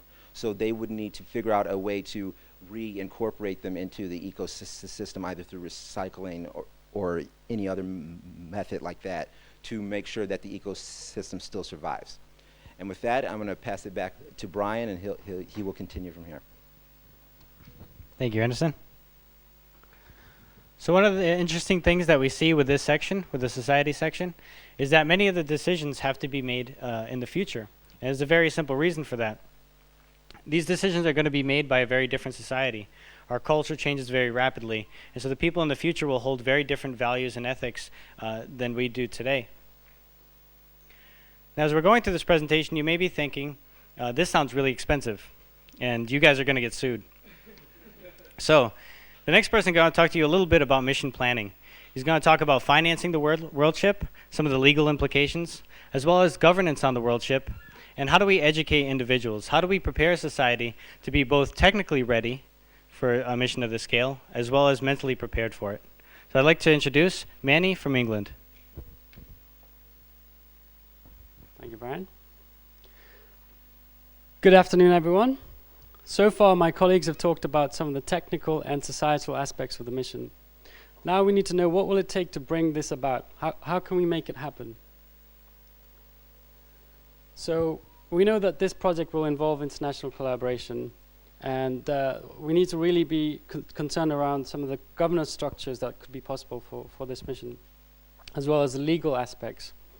And how can we finance this? And some other important issues around education and outreach should also be considered. In order to build a world ship, it will have to involve an unprecedented mobilization of humanity's collective resources. But there aren't really many suitable replicable governance models that exist for a project of this size. But we do know that we need consistency in the vision. So we looked at a number of different governance models, and they range from the capitalistic market economy model through to the socialistic planned economy model. But we felt that for a world ship, you really need to have a balance between these two. So we need to have some level of state control, as well as free markets. So you need to be able to provide essential services such as electricity and water, and also there needs to be a level of business innovation to exist for the population to continue to innovate as they travel through space. Anderson talked about the world ship being a city that's traveling through space. So we can emulate this here on Earth right now by having the concept of the interstellar city. So this will be a centralized hub for collaboration and bringing about that consistency that I mentioned earlier. So this place will have its own academies, institutions, and all of the other facilities that will be needed. So not only that, but it will also help to carry out some of the testing that will be needed in terms of social cohesion for the world ship many generations down the line. So let's talk about some of the important legal challenges, what some might call the real elephant in the room. So on the one side, you have the human analog aspects that were talked about by Anderson, where you could have ethical and liability issues that would be major hurdles. And then Taitra also talked about the concept of space mining, and how, in order to construct the world ship, we're going to have to mine resources from the moon and potentially other celestial bodies.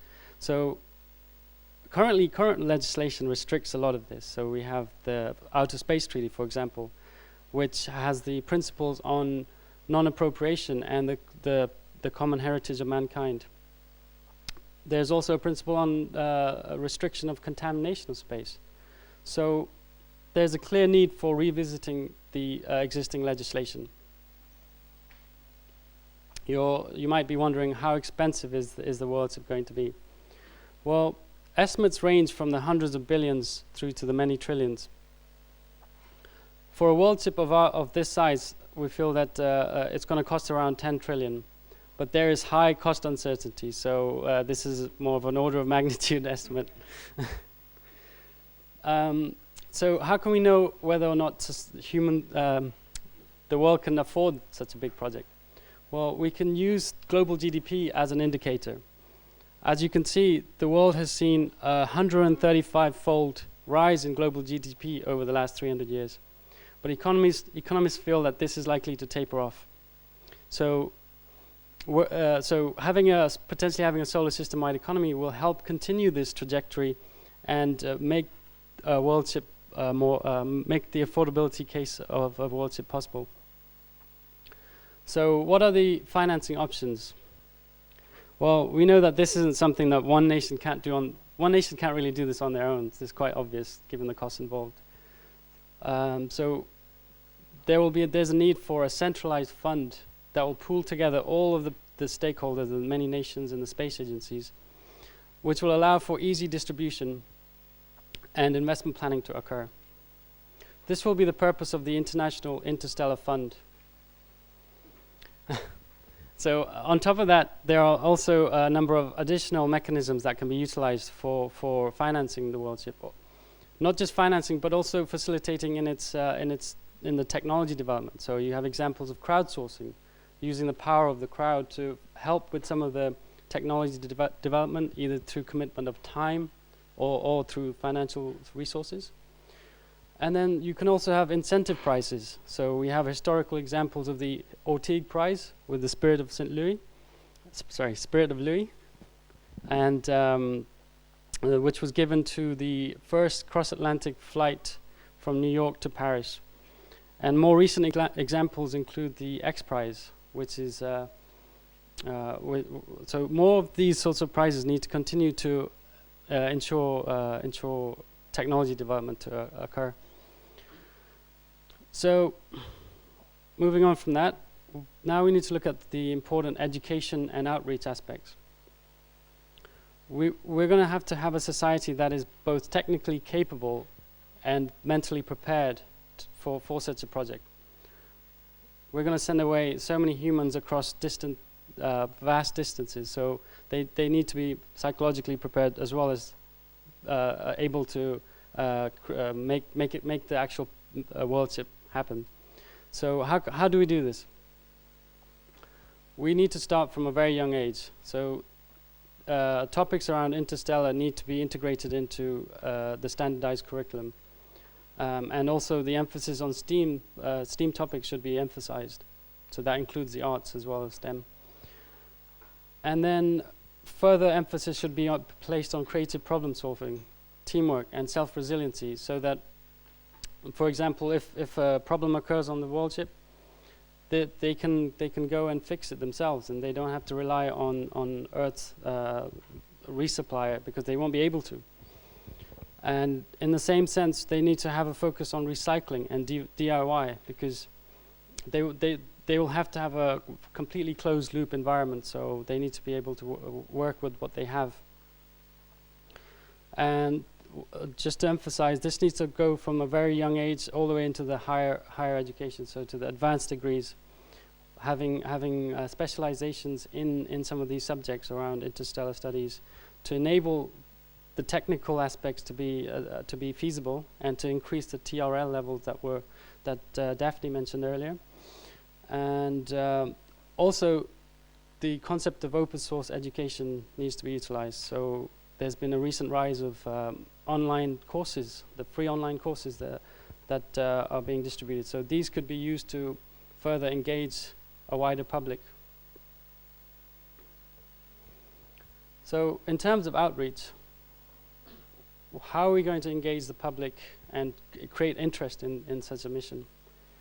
Well, considering that this is a multi-generational project, the outreach activities need to evolve over time.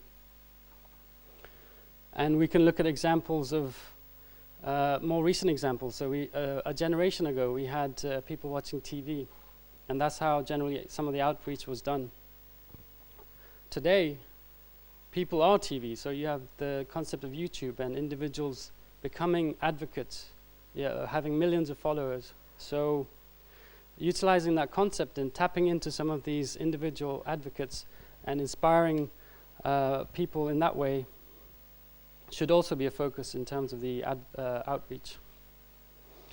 Other forms of interactive media and virtual reality usage would also play an important role, so that the individuals can actually simulate the world ship environment using virtual reality and get a sense of what it is like to be on a world ship. Finally, it's also important to consider some of the post-launch activities that will be needed.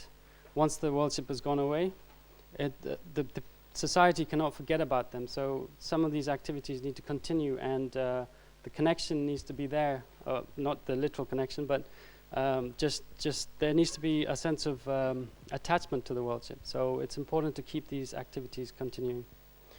So that ends on my section. I'd like to pass it to Brian. Thank you. Thanks a lot, Manny. So just to conclude, let's talk about some of the main points that were discussed. The first is international interstellar funds. So we see that this building a world ship has to be a global venture. This is something that now one country cannot take on. It's going to have to be an international endeavor.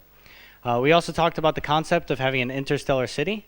So again, this would be kind of a hub, test bed for the initial governance systems and economic systems. We talked about some of the legal considerations, some of these having to do with the research that will have to be done on Earth, as well as some of the legal considerations with in situ resource utilization. And then we talked about public education and outreach. So first, how do you mobilize people to want to support this sort of mission? And then how do you prepare a society that is willing and able to take it on? Now, we've gone through a lot of information. If you think back to the beginning, our whole purpose was to develop this roadmap with this visualization of all of these milestones. So the next person I want to introduce you to is going to speak about is going to walk us through this roadmap, is going to introduce it. And if you guys would like, again, on our Twitter page, we have the roadmap, so I welcome you to download it, pull it up, and follow along with us. So the next person I'm going to introduce you to is Hamid from India.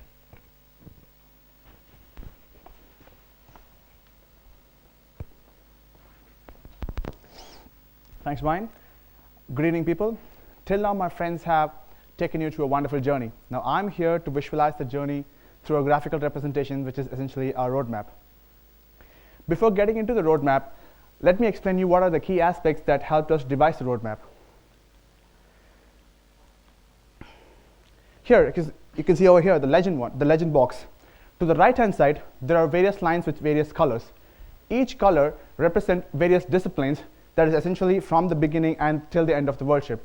The orange represents the navigation, red represents power, propulsion, brown represents structure, yellow represents life support systems, pink represents humanities, green represents finance, blue represents governance. To the left-hand side, a simple white line that is essentially the flow from the beginning till the end. The dotted lines are dependency relationship, which is essentially two disciplines if they get related to each other for some main activity. The thin box essentially represents the world ship key project. The thick box represents the milestones. Now I'll be talking to you about the milestones and integrating all the other disciplines as best as possible. A first milestone, funding. As my colleague Mansoor said, we need a lot of money, and we're talking about trillions of dollars over here.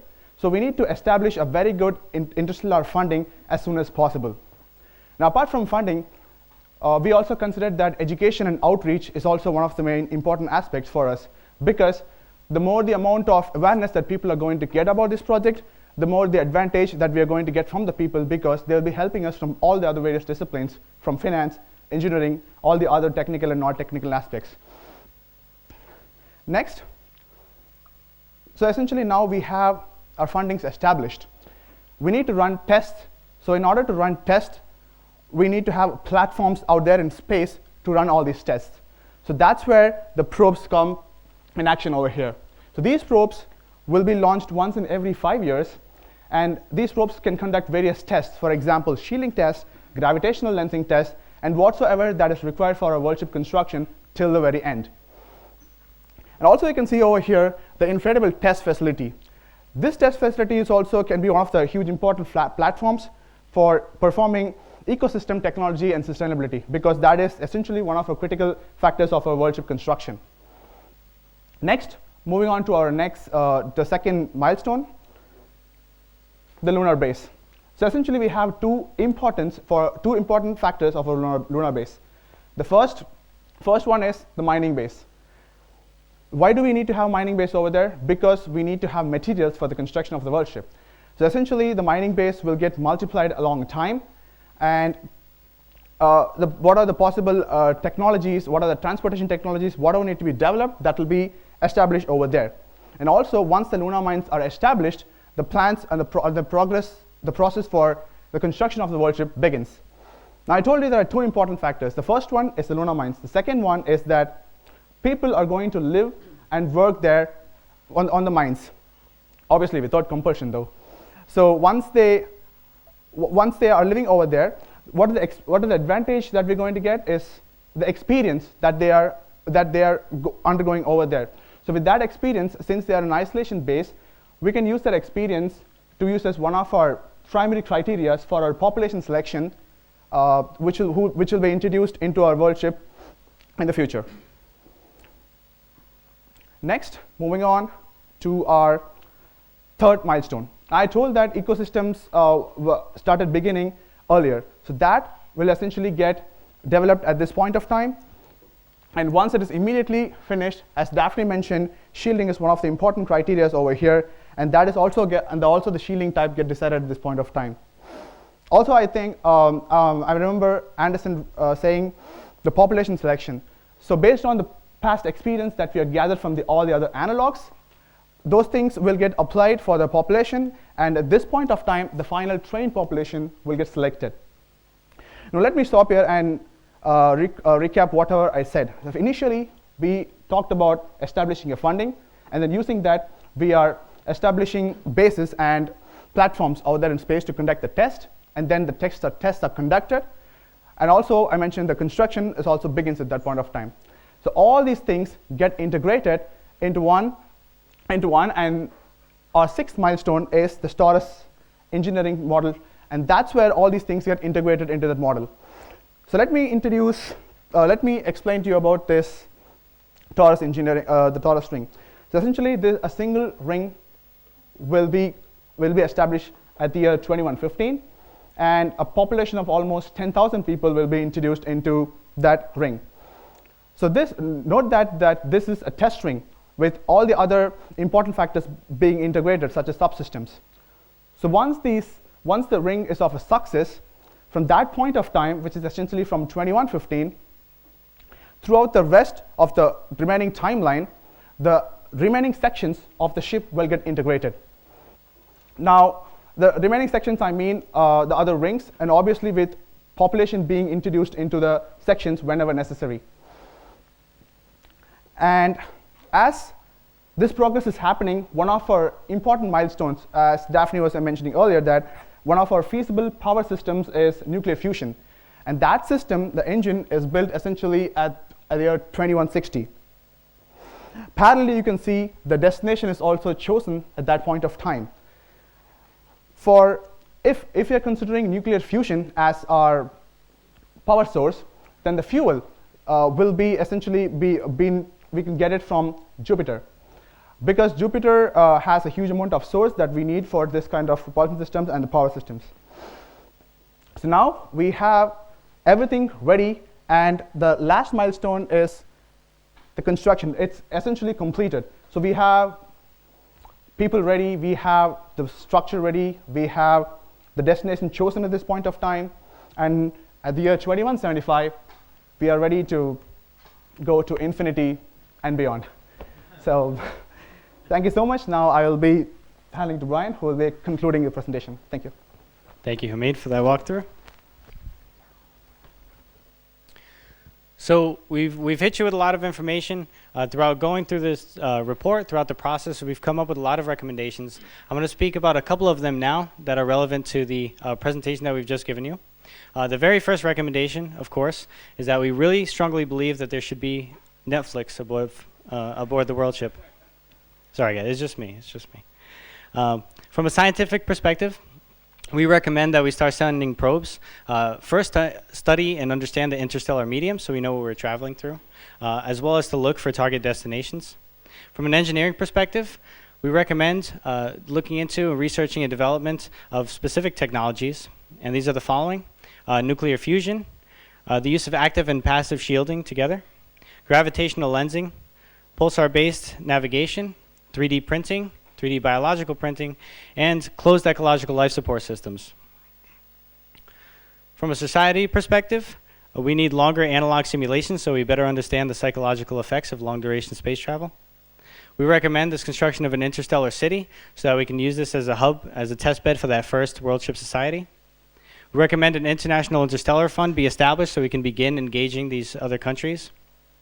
We also recommend revisiting some of these treaties to allow for in situ resource utilization. And lastly, we looked at education and outreach, and we think it's very important to start integrating some of this interstellar topics into public school systems in a way that coincide with the standardized curriculum. And we believe that an adaptable outreach program that begins immediately and goes on through the life of the project being stated. Now, as I mentioned before, we have a very diverse group, and we put together just a short video to try and highlight this. Planetary systems, we will have changed. The simple passage of so many generations will have changed us. Necessity will have changed us. We're an adaptable species. It will not be we who reach Alpha Centauri and the other nearby stars. It will be a species very like us, but with more of our strengths and fewer of our weaknesses. More confident, far-seeing, capable, and prudent. For all of our failings, despite our limitations and fallibilities, we humans are capable of greatness. Astroplaneta is an international, intercultural, interdisciplinary team that came together to develop a comprehensive study and an interdisciplinary roadmap for the launch of a slower-than-light, multi-generational world ship for interstellar travel. Along the journey, the members of Astroplaneta wondered what life on the world ship might be like. We asked them for their thoughts if they were to join the population of the world ship. What would be your motivation? Motivația mea cea mai mare de a merge într-o călătorie interstelară stă la baza faptului că în ADN-ul nostru este scris să mergem să explorăm. المساهمة في إنشاء مجتمع جديد. इंसान हमेशा के लिए पृथ्वी पे नहीं बच सकता। ब्रह्मांड की ये विशेषता है कि वो वक्त के साथ बदलते रहता है। शायद आज से 400 या 500 साल बाद पृथ्वी रहने लायक नहीं रहेगी। What would you be most apprehensive about? Nou, gezien we een hele grote motor gaan hebben die waarschijnlijk met nucleaire reacties werkt, zou ik graag niet zo dichtbij die motor willen slapen. Dus als ik een verblijf zou kunnen kiezen op het schip, zou ik er graag zo ver mogelijk vandaan willen blijven. 至于参加它的最大的焦虑就是，如果我不能和我的家人一起同行的话，那么一切美景都没有意义。What would you be most excited about? Bhailam avec Coraha an quid is mo في واقع reality ella. أعيش تجربة فريدة من نوعها. What would you think would be the biggest challenge on the world ship? Geld. Sowieso, geld gaat een heel groot probleem worden. Want iedereen moet een steentje bijdragen. En hoe langer het duurt, hoe meer geld erbij komt. En zoveel generaties gaan er overheen. Dus mensen zien het einddoel niet. Dus sowieso geld. O nosso capitão Daphne tem medela. Bhaid leis an Gúsláin is mó a cuma bon gachrúd le haidh míl bliain. What is your favorite part of Astroplaneta's current world ship design? L'architecture logicielle ainsi que les développements dans le domaine de l'intelligence artificielle sont mes parties favorites du design de notre vaisseau monde. En effet, un réseau de systèmes articulés autour d'une intelligence artificielle représenterait une avancée considérable pour un projet d'une telle envergure. 最喜欢的部分，当然就是再生的生命支持系统，因为它将生物和非生物的技术完美的结合在一起，能够为旅行者提供一个完美的舒适的生存环境。 And finally, what did you like best about working on Astra Planeta's worldship design? So আইসোতে কাজ করার সবচেয়ে বড় সুবিধা হলো এখানে টিমে সব বিভিন্ন ডিসিপ্লিন থেকে সবাই থাকে, যেরকম psychology, science, engineering and finance, যেটা অন্য কোথাও থাকে না।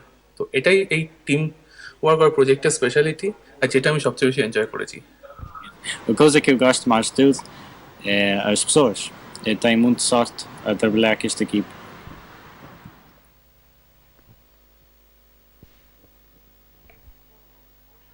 All right, so we hope you enjoyed that.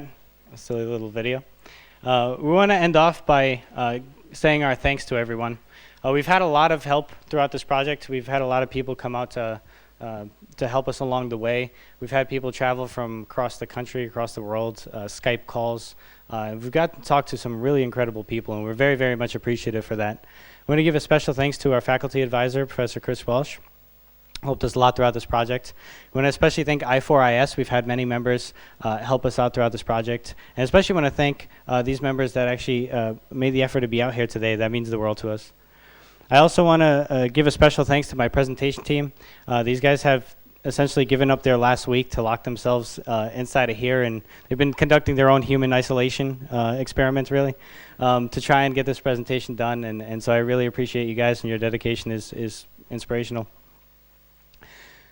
I'd like to finish off by thanking all of you for being here. As the astronomer is no less of an explorer as the person that's actually setting foot on the planet, we're no less a part of this interstellar mission because we're setting forth the first steps required to get us there. Now, there's no doubt that creating a world ship is going to be a difficult endeavor. There are many challenges associated. We saw some of them today, and this is really just scratching the surface. But the biggest challenge is going to be to look within ourselves and to change the way we think, to see a value in dedicating your life, dedicating your work to something that you'll never see through in your own lifetime, and that your children may never see through in their lifetime, and over many generations. And we submit to you that the more people there are in the world that can see the value in planting a seed that's meant for a tree that's 7, 8, 9, 10 generations down the line, the better off we'll all be. So thank you very much for your time.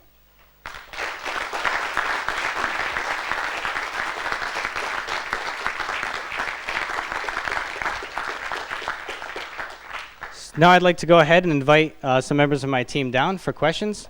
Remember, if you're watching from the web, if you hop on Twitter, hashtag ISU Interstellar is the way to ask us a question.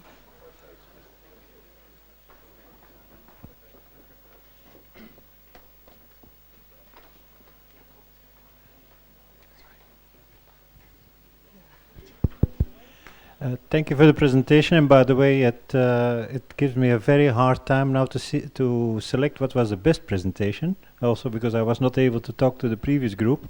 My congratulations to you as well. This was very competitive, two strong presentations. First of all, I'm very, very impressed. I'm still a little bit worried, you also, I or Daphne saying it also, about collecting the money, but there is one thing that really worries me in your time frame. If I understand well, maybe I misunderstood, you want to have the fund together in 2025. I have made a very quick calculation, and assuming that 10% of the world population can pay, that means you're going to ask $17,000 to every person. It's a lot of money, $17,000. My question is, in fact, similar. Why do you want all the money together in 2025? Why don't you want the money to be over the next 100 years? Why do you want that fund? People will say that you're going to be, that you're a bank, that you want to make profit out of their money. Why do you want that money so early? Okay, so the question is, why do we need the funding, the entirety of the funding right away? I'm going to go ahead and hand this off to Manny. Thank you for your question.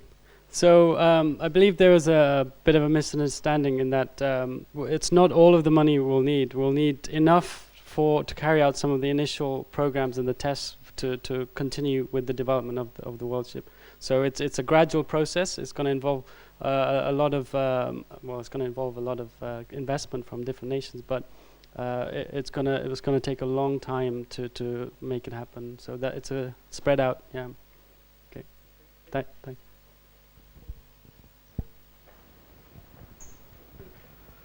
Okay, I'd like to firstly congratulate you on a fantastic presentation. You did a great job of communicating your vision and the scope of the problem, the rather daunting scope. Like the previous presentation, I have many technical questions about this, which I won't actually inflict on you. I'm going to ask some non-engineering questions because I find the concept very intriguing. You have a world ship made up of 10 rings. I can understand the engineering reason behind that in terms of ease of construction, pressure containment and so on. But it seems to me that you're going to have a perfect system for creating 10 isolated factions of people. Now, do you have some type of plan in place to create more sense of community? Or is this something that you don't actually wish to control? And there's a certain amount of advantage in competition within the world ship. All right, thank you. So the question is about whether or not we want to create a sense of community aboard the world ship, or if competition is something we're going for. So I want to hand this off to Anderson. Thank you, Brian. That's a good question. No, the rings were not, at least from the research we did and how we devised our plan for the world ship, the rings were not supposed to be isolated from each other. The population was supposed to be able to traverse the entirety of the ship. Okay, I think in reality what you'll find is that people will tend to stay where they're put. Living in London, I have relatives who live about 15 miles away from me that I haven't seen in 7 years.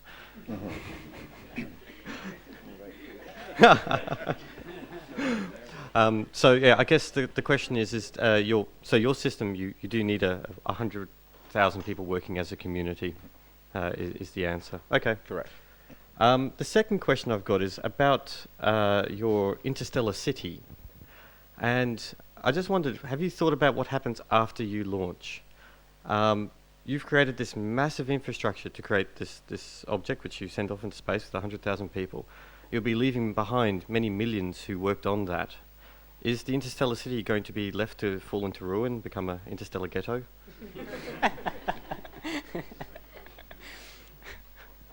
Okay, so the question is about the fate of the interstellar city once we launch, and whether or not it would turn into an interstellar ghetto.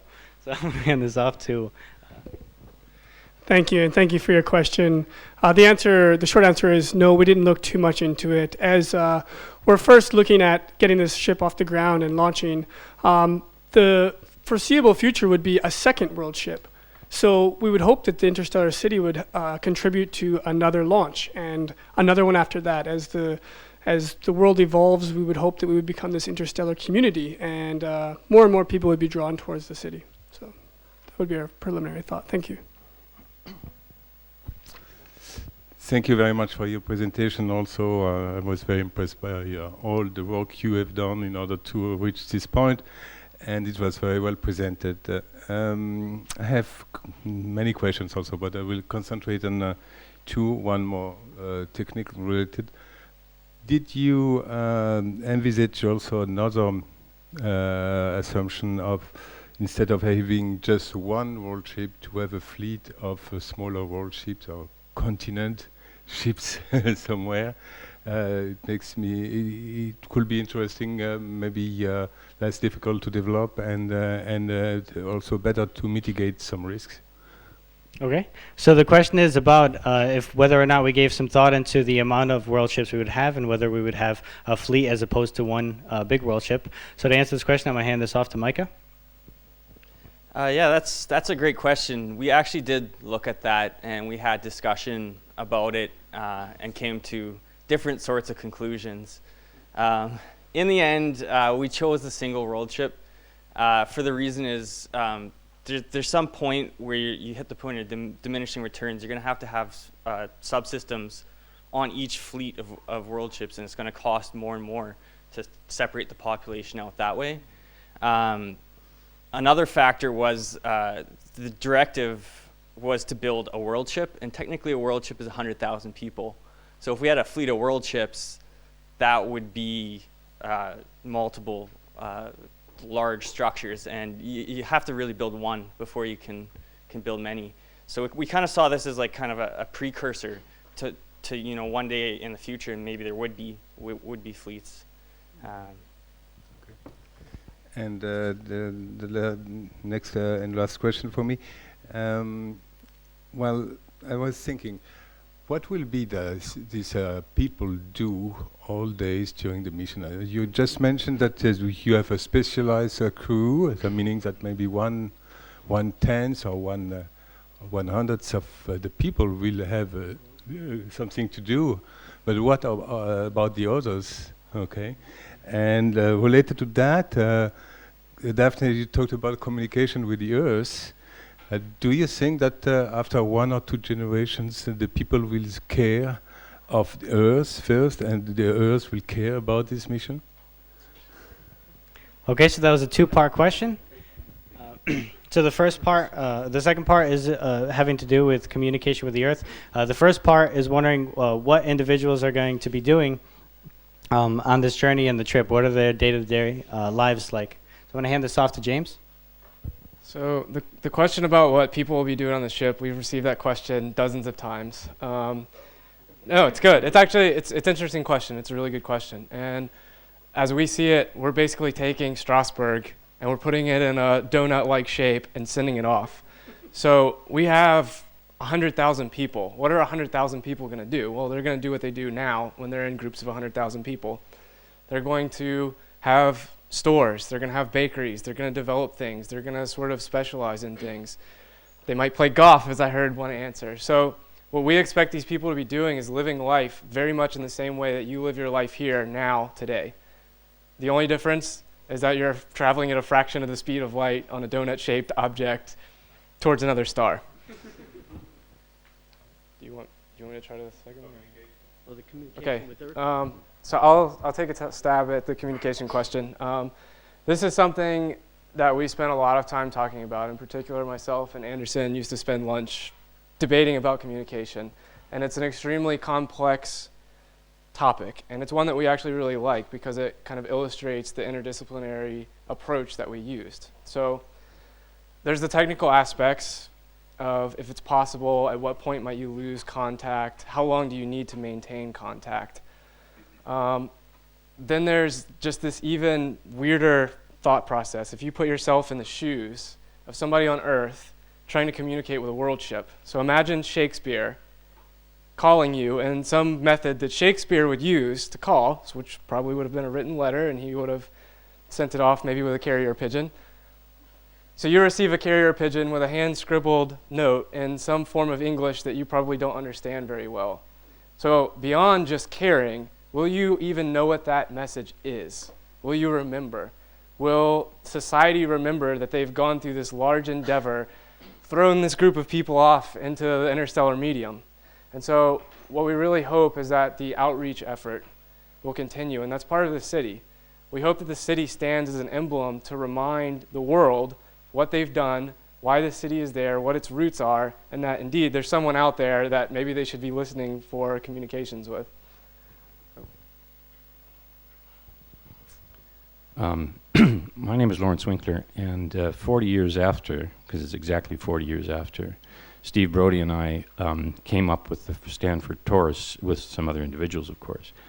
I'm totally blown away and gratified to see that the next generation has added another 9 rings to ours and taken the cost an order of magnitude higher, and unlike us, who had to work with available technology, decided that they were going to use a mixture of active and passive radiation shielding and propulsion technology, which is yet to be developed. However, given that, on Earth, geography determines climate, and climate determines culture.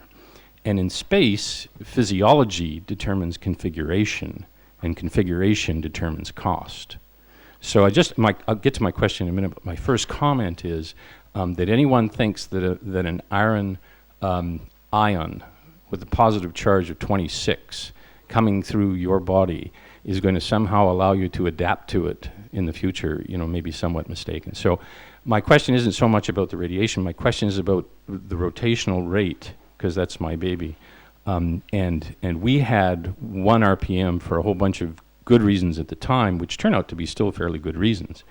My question isn't about which rotational rate you chose. My question is, there is microgravity on the moon. How long are your people going to be exposed to it?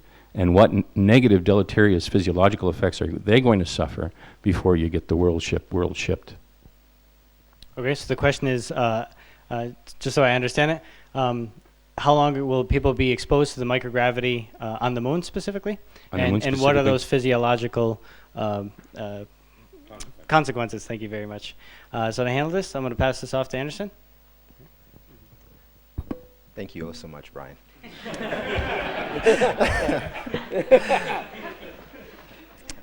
I really do appreciate it. Yes. Okay, so that question involves a lot more detail than where we were taking the project as a whole, because the project was mainly on the roadmap, the overarching view of the roadmap itself. In regards to that, for the people on the moon, those people would have more so been workers as opposed to, hey, we're going to take you, we're going to stick you on the moon and take your car. So they would have, the people on the moon specifically would more than likely have means to leave it as well. So we weren't expecting them to stay there for generations as well. Does that answer your question any bit? Probably not. Not totally, because if now you're going to transport them off and on, so the microgravitational consequences physiologically are not going to be that deleterious, that adds to your cost, right? So, fair enough. Oh, yeah. Thank you. Yes, first, it was really a great presentation, very enjoyable as well as informative. I love seeing the artwork from our project 40 years ago, as well as in Elysium. They did use some of that as well in the film. One thing caught my attention, and that was looking at the economic model. There was the comment about blending, some of the best of socialism with the best of capitalism, and having that kind of a model, as opposed to maybe something that's totally orthogonal to all those concepts. But the idea of having businesses innovating raises the question, would a motivation for that be driven by survival? In other words, you need to innovate because your challenges along the way that you need to solve. So it's sort of that collective, a lifeboat kind of mentality of why you're innovating, because you've got a challenge to solve. Or have you thought about the idea that you truly want to have the profit motive here? And if that is what's driving it, are you likely then to be creating haves and have-nots, and perhaps an aristocracy of those that have innovated and now collected wealth, if you're defining an economy of this 100,000 where there is profit motive, or that is the aspect of what's generating innovation? So I was wondering if you've either in the report, whether you're capturing any of these ideas, or perhaps in your discussions, whether or not you went in that direction at all, of exploring pros and cons of the motivations of trying to keep the intellectual mind fresh and innovating.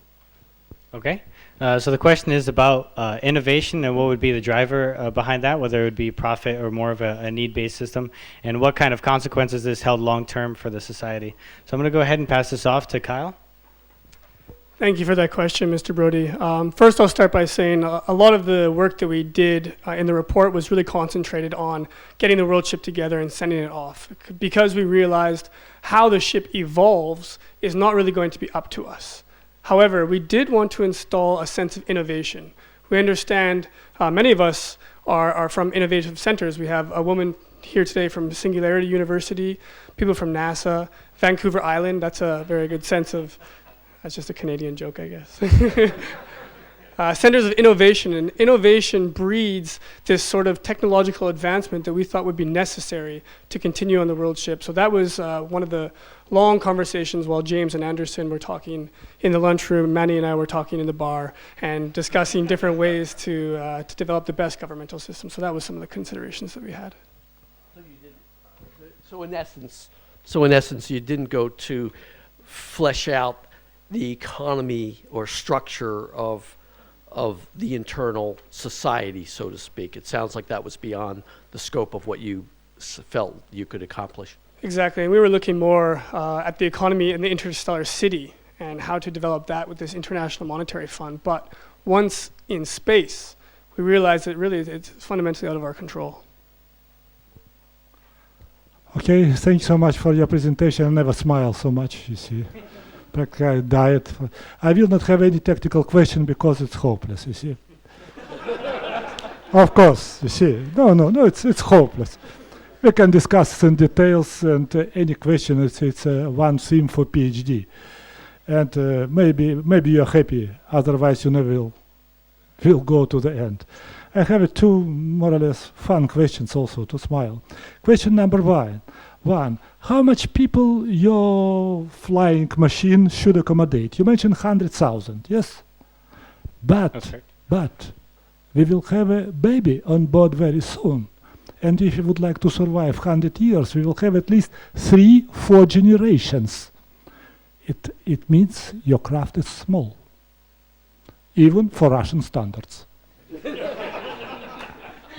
Of course, I was completely surprised when you tried to measure your volume in square meters. It's also hopeless. You may have 160 meters and 1 meter, but we are not in Japan. Okay. So that is why it's my first concern. I didn't understand how it's done. Yeah, of course. I have formally, I have only one maybe crazy question. Please show slide number 54. It's a beautiful slide of your interior. With the golf fields and I don't know what, with the... It's interior, it seems to me. No, it's... where is it? Oh, 58, maybe it's 57. You see, it's interior of your... Up. Okay, it's enough. It's beautiful. Now a question. Would you like to sleep on the wall? Would you personally like to sleep on the wall? Not on this beautiful green field, but on a wall which is transparent now. Would you like or not? Do you know why I ask you? Because configuration of your craft put a thrust in perpendicular direction to the coils. In that case, and I had only one calculation. If you will use fusion, or fission doesn't matter, nuclear reactor, you will spend about 100 days on acceleration, at least. And you have to sleep on a wall. And your trees should also grow in that direction. So your configuration a little bit not fitted with your task. But it should not worry you, because the same, how to move 100,000 people first on the moon and then send, it's a calculation with more than 10 trillions. But other thing, it's only for your future thinking. Okay, you're lucky, you try to put everything together. But in that case, don't forget that we have something in behind. And congratulations, it was very fun presentation. But if you would like to deliver it to outside auditorium, try to think about small, at least, concerns. Okay, thanks a lot once more.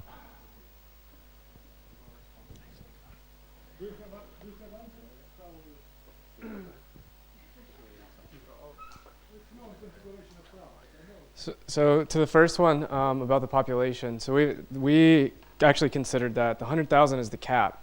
So one thing that we can do when we put people and put a population on the ship, you have a distribution there. So you have old people and you have young people, and the idea is that you maintain a stable level of 100,000. Also, it's highly likely that when you launch, you won't have 100,000 people at that point. You'll have a fraction of the population that would grow up to 100,000. Does that make sense?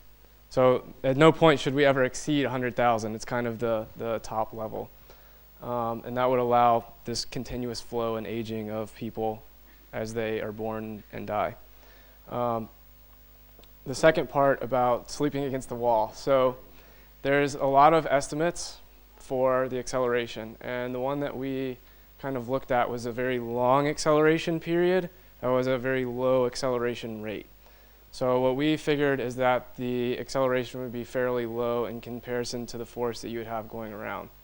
So much, much, much, much, much less than 1g.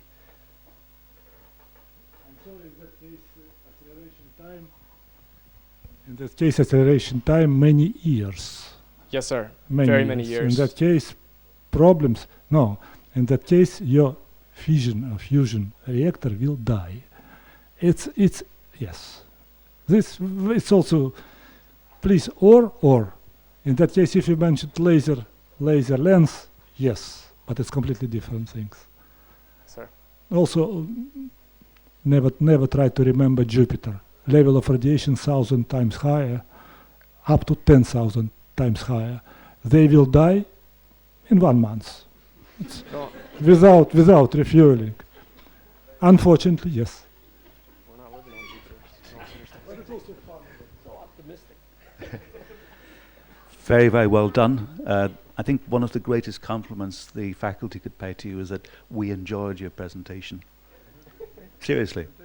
I think we all enjoyed it very much. So very well done, very polished presentation. And the video was very clever, very well put together. Now, I know that we're running out of time, so I'll be brief. I had 10 million questions. I'll just deliver one if I may. Anderson.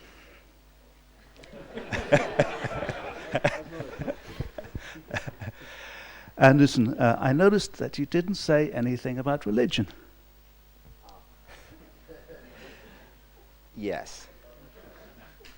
Is there a question yet? Yes. The question is why? A number of there is a multitude of factors that I did not cover for time reasons, as well as just I part of it was time, and other part is the just the way I took that section of the presentation, that it just didn't get covered. So Is it in the report? yes, yes it is. Oh, yeah, okay, yeah. So I guess. Yeah. Don't mind me. I'll talk about that right now. In regards to religion, what was covered in the report is that we had a couple of different choices for the religion on the world ship. Of course, that would be something that would need to be considered, as I said, along with culture and language, by the world at the time that the population is selected. But we had 4 main possibilities for religion, and one was to go with the current spread of religions now. Another was to go with one specific religion. Another was to go with just spirituality as being the main focus, or going with no religion at all. Each of them had their pros and cons. I think we at the time, actually, that was not for us to decide. So we laid out the options in the paper and said that was something that the world over time, as was mentioned in, it wasn't exactly mentioned, but it is on the roadmap, that over time, those are part of the ethical and cultural considerations that need to be taken in to be considered by the world at the time that they decide to start putting people on the world ship. Okay. So that would have taken me a lot longer during the presentation, so I took that out. Okay, I think well, first of all, thank you very much for the nice presentation, and congratulations on the very good job. Anyhow, almost all questions are already asked, and I'd like to summarize the rather all covering question, like the key point of this mission. One of the key factors is how to build the self-sustainable society isolated from the Earth. So I wonder, how do you think of this kind of, the issue? Maybe at this moment we could not find any solution for that. But if you have any idea how to solve, how to build the self-sustainable society outside of the Earth, I'd like to hear some answer.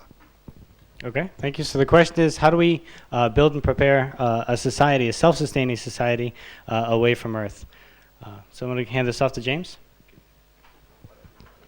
So that's a really good question, and it's something that our team discussed a lot, because if you have even just a small inefficiency in your recycling, you lose material very quickly. And in the interstellar space, you don't have a lot of opportunity for picking up new materials. So if I remember correctly, you leave Pluto and you're something like 0.3% to the next star.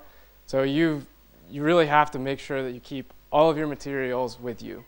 So this is one reason that we really liked the interstellar city, because that starts to develop and train a group of people that think and live in this interstellar mindset. So that's the first thing. The second thing that we looked at from a more of a technical standpoint, and I always use the example of laptops. So if you look around at laptops, they're all very different, and there's not a lot of interchangeable components. And so one thing that we looked at was that you have to have chair needs to be a chair. So the chair that you have in your house needs to be the same as the chair in the office. It's the same in everybody's house. We can't have 1,000 different chairs because the parts aren't interchangeable. So the first kind of rule of thumb, if you will, is if it's broken, you repair it. You don't just throw it away and get another one or try to recycle it. The second rule of thumb was to minimize the number of materials that you use.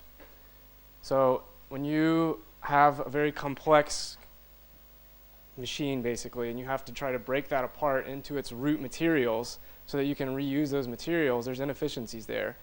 So if you can build something out of one material, build it out of one material and keep that material as pure as you possibly can.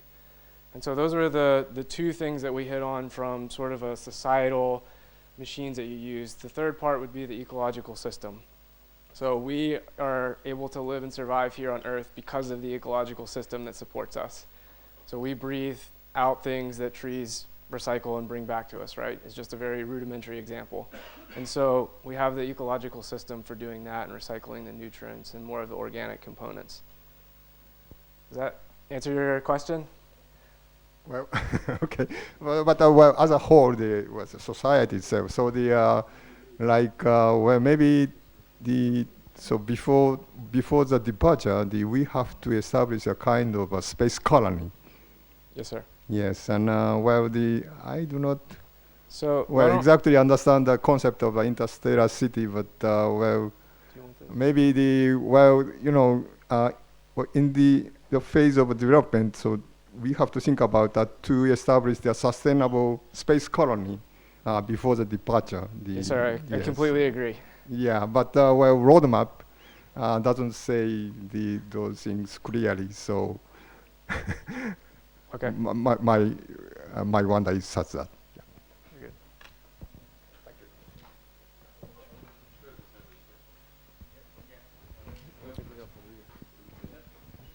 good. Hi guys. So I've got a couple of questions here from Twitter. The two questions that I see here are from somebody with a handle Starship Builder, or called Starship Engineers. So the first question is, what is the minimum number of individuals necessary to maintain World Ship long term? And the other question is, how do you see your roadmap in the context of the DARPA 100-year star system, or 100-year Starship program? Okay, so let's start with the first question. The first question is, what is the minimum number of people necessary to maintain the World Ship, correct? So I'm going to hand this off to James.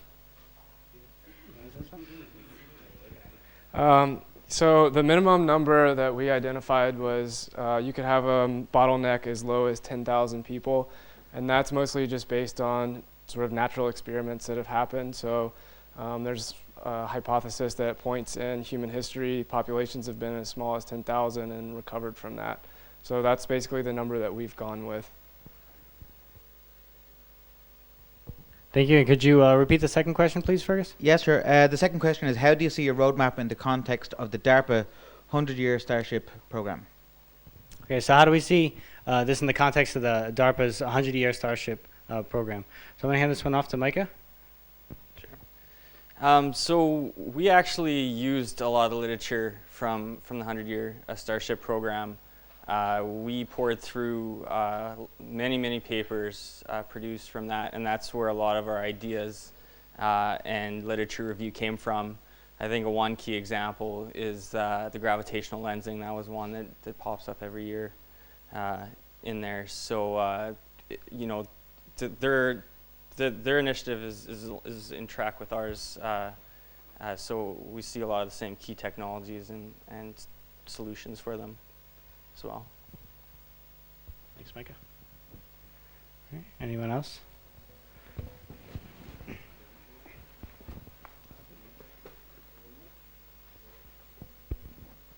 Well, more of a comment, obviously. I'm Rob Swinney from the Initiative for Interstellar Studies, so I'd like to say thank you very much to the ISU and to the team for spending all that time working on this program, and it was a really interesting perspective to see that you put on the report and on your presentation, which was really enjoyable. So thank you very much for that.